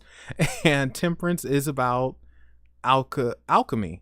It's about mixing and matching, which is very interesting because, again, it kind of goes with having too much weight on you, because temperance is about experimentation and trying to find that right balance, trying to find that alchemical formula that works for you. And weirdly enough, it's like you're trying to find that, but you're mixing and matching too much. Well, funny you say that. I would say don't stop your experimentations. Don't stop trying to learn, but cut back with how many sources you jump into and how many things you look at or read about. I think that's going against your oh, what's the word? It's working against you. I think you need to be a bit more patient. Oh, that's interesting. I just noticed something, a detail here.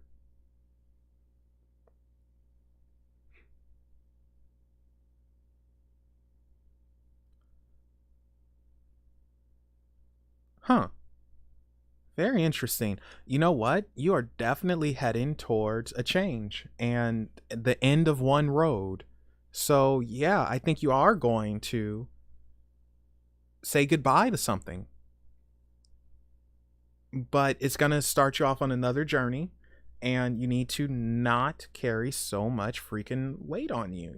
Don't have your hand in everything. Keep experimenting, but instead of using 5, 10, 15 ingredients, use 3. Go with it like that. And I say it's funny that you mention samurai and all that, because this is clearly not a samurai, but the Princess of Swords, and she has her sword out.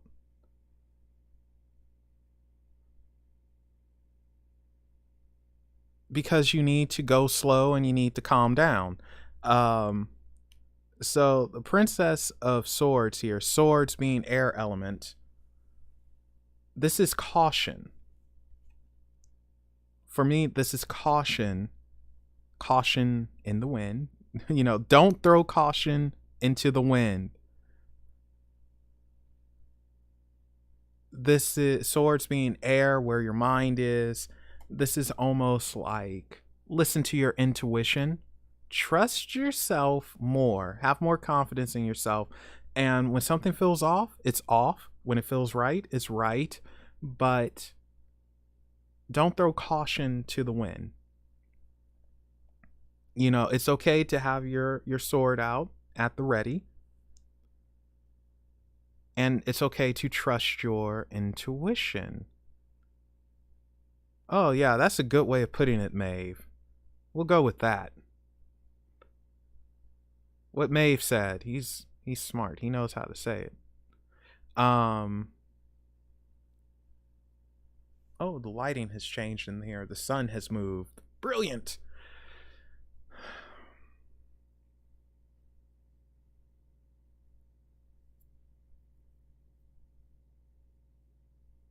And it still feels like you're going on a different journey. You Something is about to change for you, Noella. Um, have a little bit of caution with it and trust your instincts more. Trust your own self. Oh, hey, Ken, welcome. Trust yourself.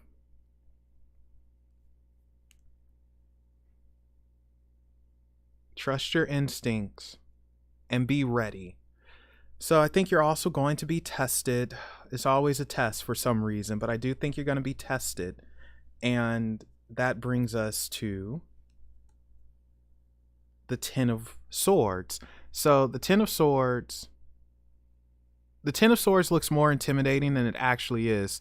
The Ten of Swords we can look at as, oh my gosh, I got stabbed in the back 10 times and this hurts and it sucks and blah, blah, blah.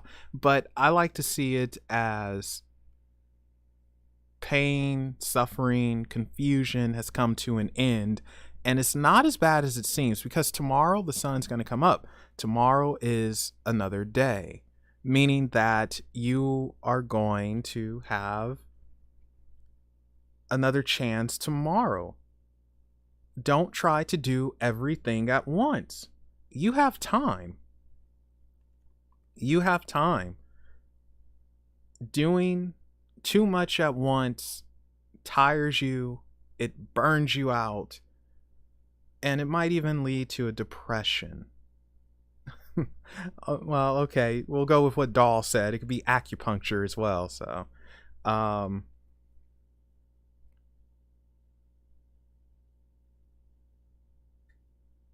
wow, it is windy out here, or outside, excuse me.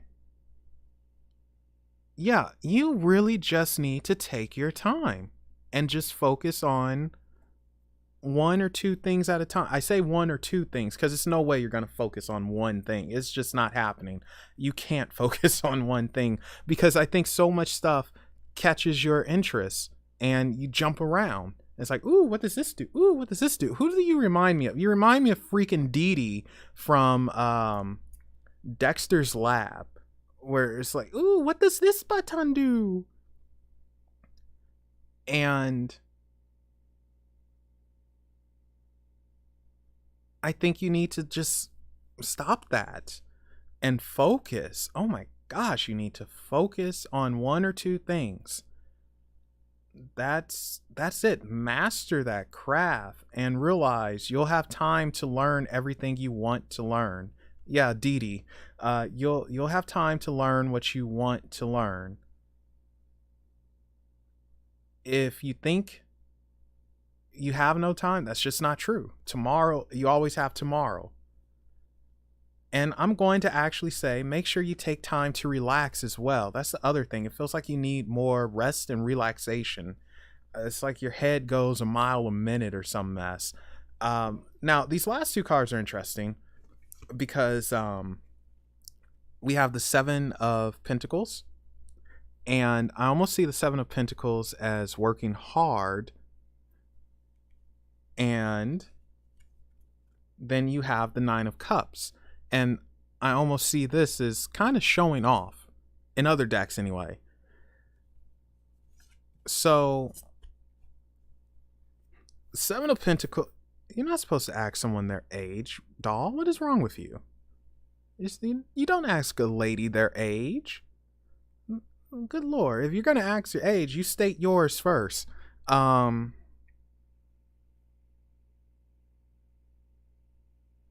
With the Seven of Pentacles, it's hard work. If you focus, your hard work pays off. But it is hard work, even if it's just one little thing at a time. And no, Paranormal Witch, you are not old. Doll, how old are you? Since, you want to put her stuff out there, go ahead and share with us how old you are. Pentacles tend to be earth element. It is usually materialistic, stubbornness. But in this case, I think it is focus. You need focus. And you need to realize that your hard work will pay off if you focus on things at one thing at a time or two things at a time with you. And with this Nine of Cups, the Nine of Cups is interesting because, like I said, in other decks, I feel it's a show off. Like, look at my accomplishments, look at my achievements. In this one, I almost feel like it's, yeah, you'll have accomplishments, you'll have achievements, but who are you going to share it with? Which is why I say take time for yourself and do something, because you might need more interaction with people. You need to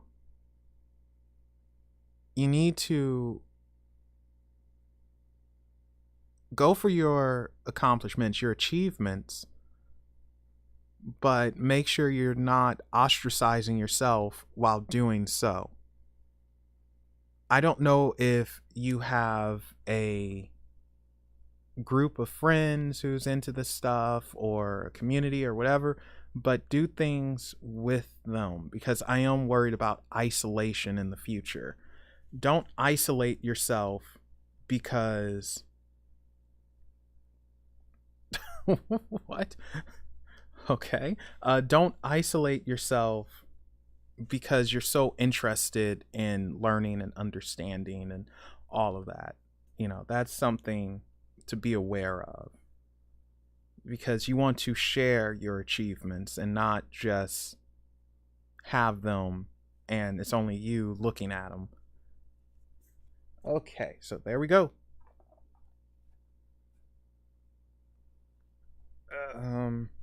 I have no idea which chat. You are going to have to tell us.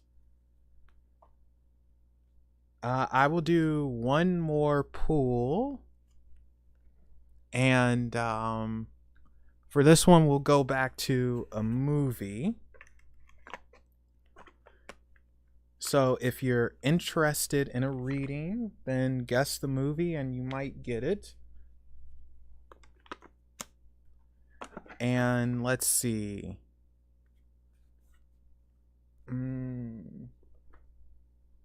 All right, so this movie, it has. You're not guessing anymore.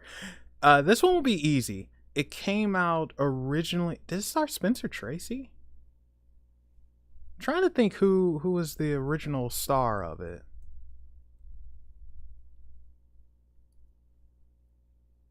Because it's a remake. The remake came out in 1991. And I don't want to say any names yet because you guys will figure it out. But the original movie came out in the 1950s. And it starred, yeah, Spencer Tracy, like I thought. Okay. I had to double check real quick.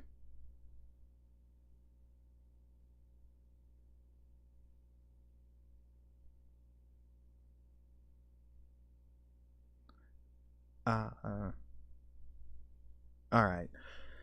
So the original came out in 1950s. It stars Spencer Tracy. There is a remake that happened in 1991, and it also had a sequel to said remake, and they're actually going to remake it again, maybe in 2022, and it's going to star, I'm not going to say his name because people will look it up, which I will not be seeing that remake because it's a little bit too PC for my taste, but I'm hoping it falls through and they don't actually make it, but I think they are, unfortunately. Anyway, oh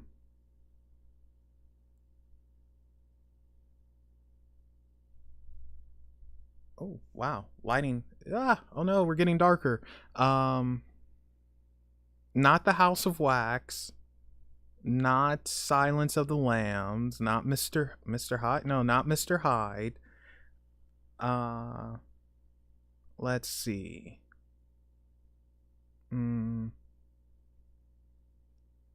Okay, let's do this then. All right, I'll give you another hint. It involves, this is going to give it away, but it involves someone getting married. And this will really give it away. Martin Short is in the film. I think he played Franz.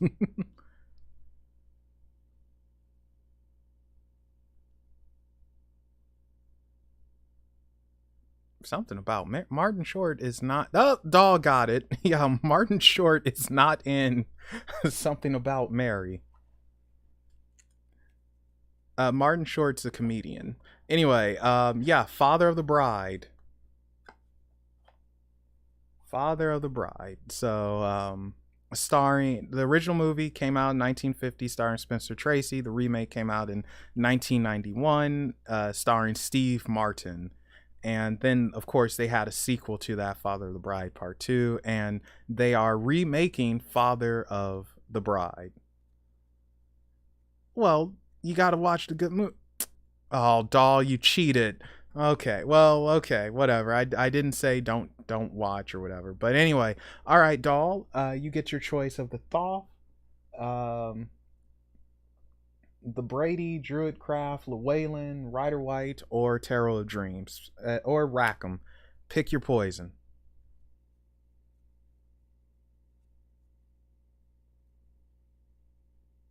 Ooh, it's a good movie, man. Those movies are great. Like it's worth a watch because it's just funny. Um, I like the original and I like the remake for different reasons, of course.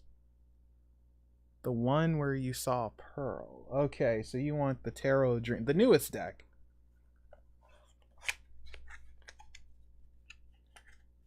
All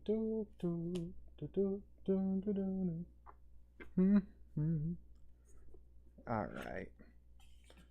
Anything in particular you'd like to know, or just whatever comes out comes out?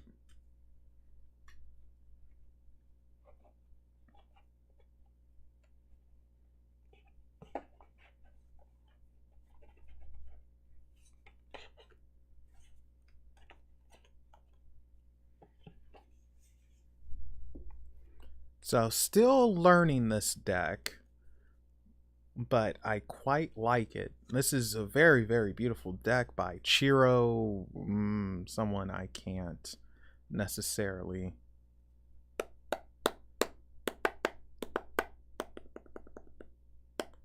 Ooh, that's actually more of a pendulum question, but we'll see what we can do.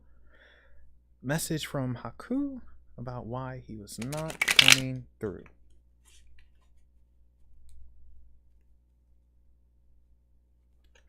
You can't have any emotions when you walk the path of the dragon. Emotions are for the weak. I am a warrior.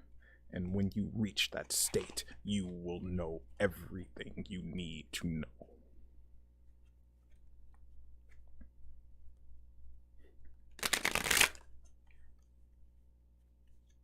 All right. Let's give it one more mix. Oh, wow, that popped out hard. Okay, I think this is where we stop. Ooh.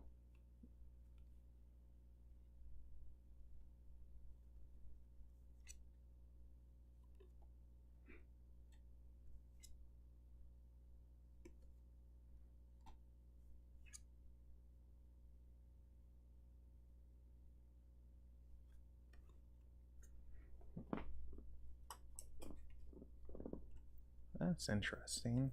Give me a second.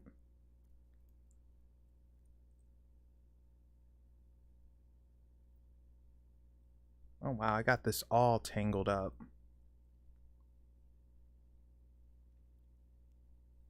But I'm not entirely sure these cards are for you, doll. Are these cards for doll? Yes, they are. No, they're not. Is this the right deck we should be using for her? Deck doesn't matter, is what you're saying? Yes, it matters. No, it does not. No, it doesn't. You're coming in very strong, by the way. So, yeah. Huh. Should I draw 5 cards for her? Or more than 5? If it's more than 5, can you say no, please? 5 cards. Top, middle, and bottom? Or just all from the top? If it's all from the top, say yes. If it's... Okay. Thank you. Interesting. Alright, I have to go back to shuffling. I don't know what that was. That wasn't one of mine, but it was coming in very strong. And I just got a text.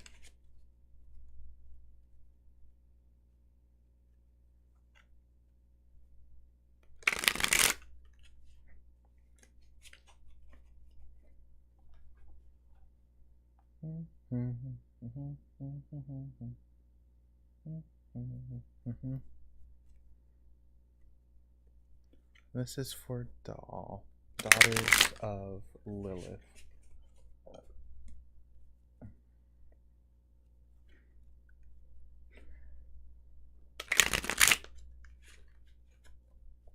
This is for Daughters of Lilith.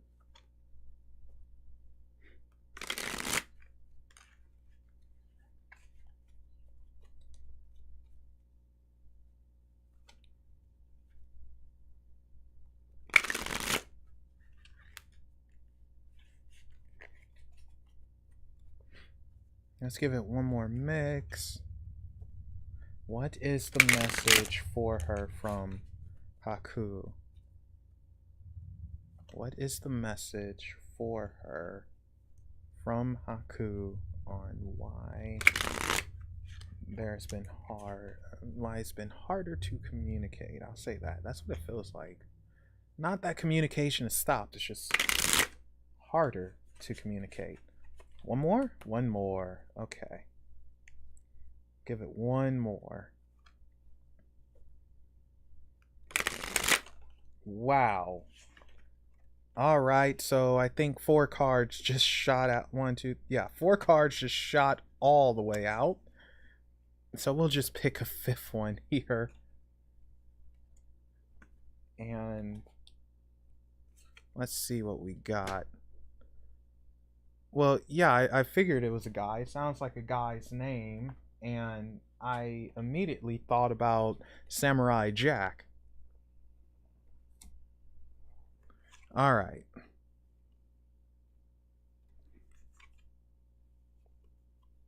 Oh, I see what you mean. Okay. Yeah, I figured because I've seen you say that name before. All right. Oh.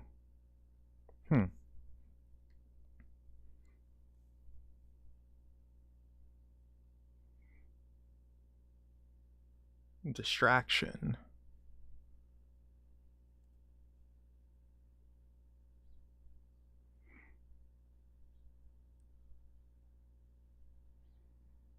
Four of Swords.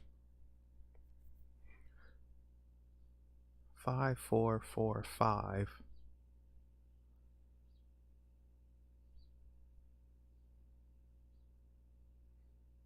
Swords. Wow, is that... No, what's missing? Wands, cup. No, you have all the elements here. Wands, cups, coins.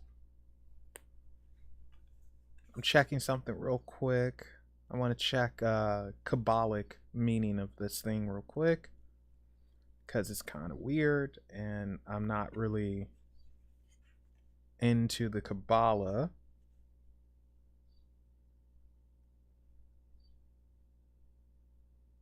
I thought so. Okay, blah, blah, blah, blah, blah.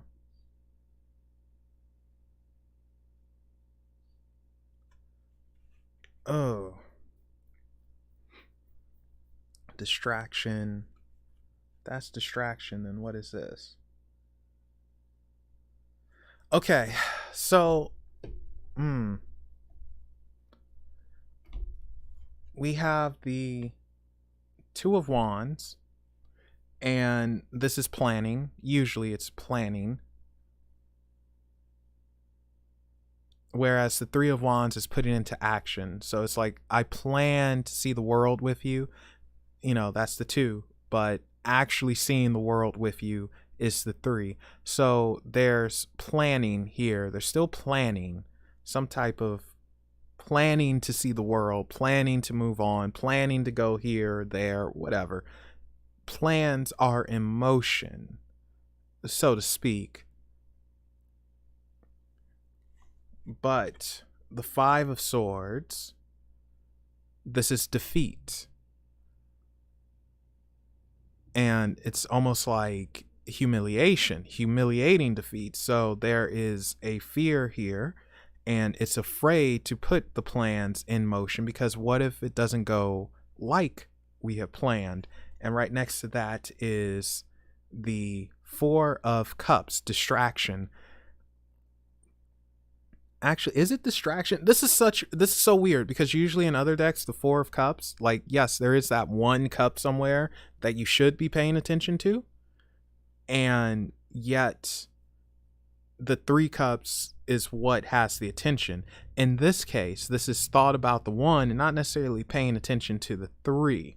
So there is distraction, but it's distraction in the wrong way.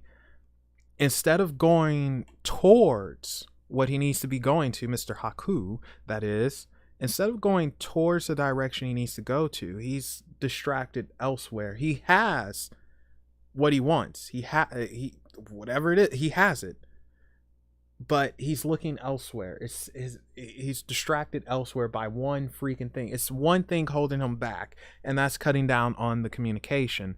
There is a fear here of humiliation, and what if things don't go the way we planned? And what if there's something else out there? What if it's this one little quality that you don't have that I want elsewhere, that I can find elsewhere? It's something about fear. It's, what if this doesn't work? Then we have the 4 of Swords, and this is rest, this is sleeping, this is dreaming.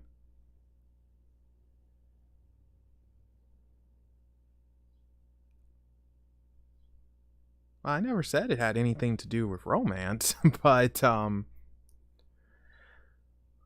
yeah, this is dreaming. I almost feel like someone is living in a fantasy. Someone is living in a fantasy, and they're continuing this fantasy. Someone is not in reality, or they're afraid of reality, and I don't know, there's a fear of hurt for some reason. Someone isn't what they say they are, and they're afraid of going forth with whatever plans were set, because they're probably hiding something, or they're afraid of things not working out the way they planned, because there's no movement here. Well, there is movement in this card, but other ones, there's no movement here. There is no going forward. There is a stall. And this is the movement card, the 5 of Coins. And this is usually seeking help. This is hurt, very slow moving, ignoring where you can get help, and where you can get shelter and all of that. So I want to say that if you're trying to communicate with him, he is willfully ignoring you because he doesn't know what to say, or he's embarrassed about something, and maybe trying to tough some stuff out on his own. But it is a fear of plans not happening the way he's initially envisioned it. There is a distraction, there is not living in reality. He's living in a fantasy, and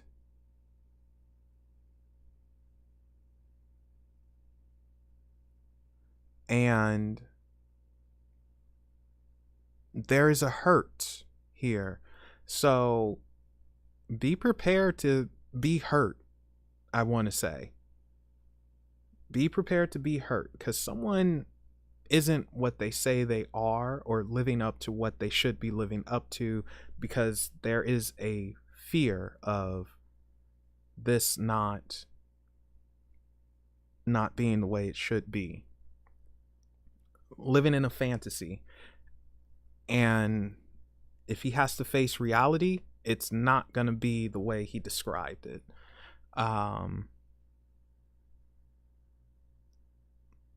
The five of coins, though, it's, yeah, ignoring, literally ignoring.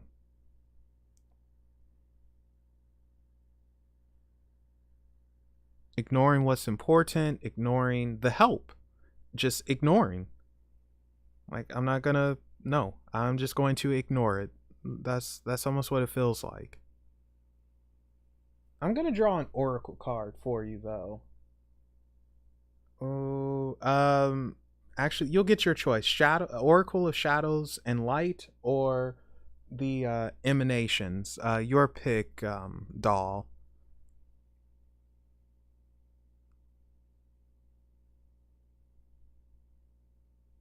Because I think this is someone, they have to get their mind together and just kind of man up. Emanations. All right. Pick a number between 1 and 33.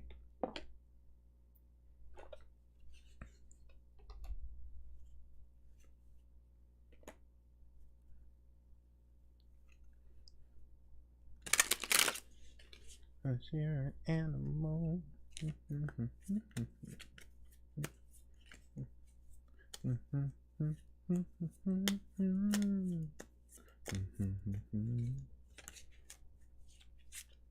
But you're a good girl. Great. Now Noella got me thinking of blurred lines. Hey,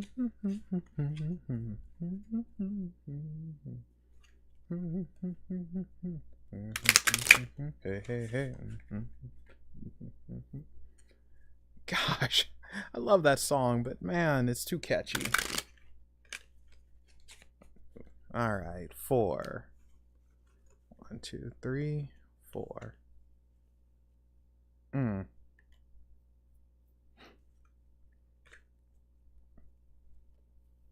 No, no one wants to hear my tone deaf, but you got all my cards falling to the floor. You got Material, the Angel of Rain. Gosh, I can't get over how pretty these cards are. I just love the art. Like, seriously, everyone should just pick up an Oracle of Emanations just for the freaking art. It's gorgeous. Okay. So let's see what it says here. Material. We are living in a material world.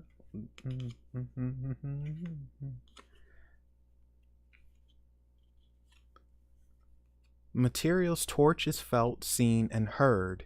Its presence is heavy, filling the air, saturating the ground. Material is heralded by thunder clapping through the sky, signaling change and shift. There's a great migration coming, and its arcs like lightning. The potentiality from one body is moving to another. A precarious transference, a swift communion like the arrow taking its target. Awareness is paramount for the journey. Don't try to create an outcome for your future. Be in the moment, let the rain fall where it may. And the signs are a fountain, a cup, an arrow. And I think the really important line from this doll is, don't try to create an outcome for your future. Be in the moment. So pretty much, you can't force what you want to force to happen. It's not going to, and even if you do, it's not going to end the way you want it to end.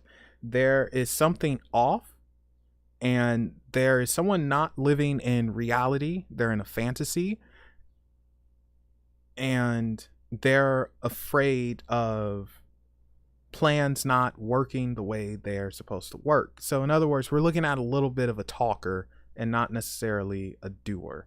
1 second. Oh, I hate that these all fell down.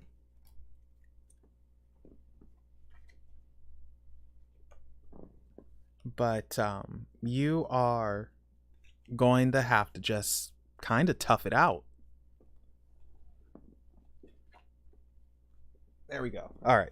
Yeah, you're going to have to tough it out. You are going to have to stop trying to force something that doesn't want to be forced.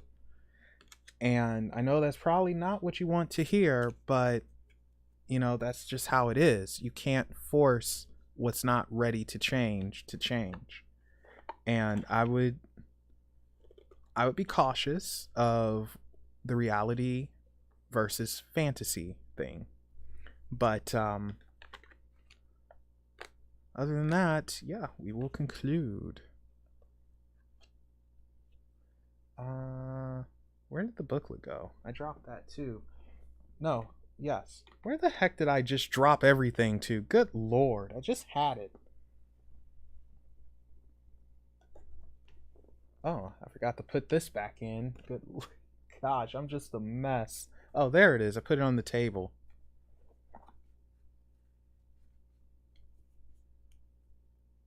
But anyway, I think this will be where I call it. It is past noon here. And I thank you guys for joining me. I hope you all had fun and enjoyed hanging out.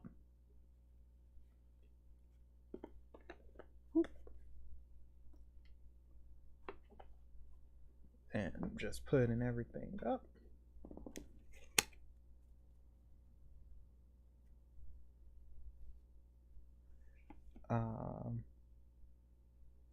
I'm having a mind fart right now.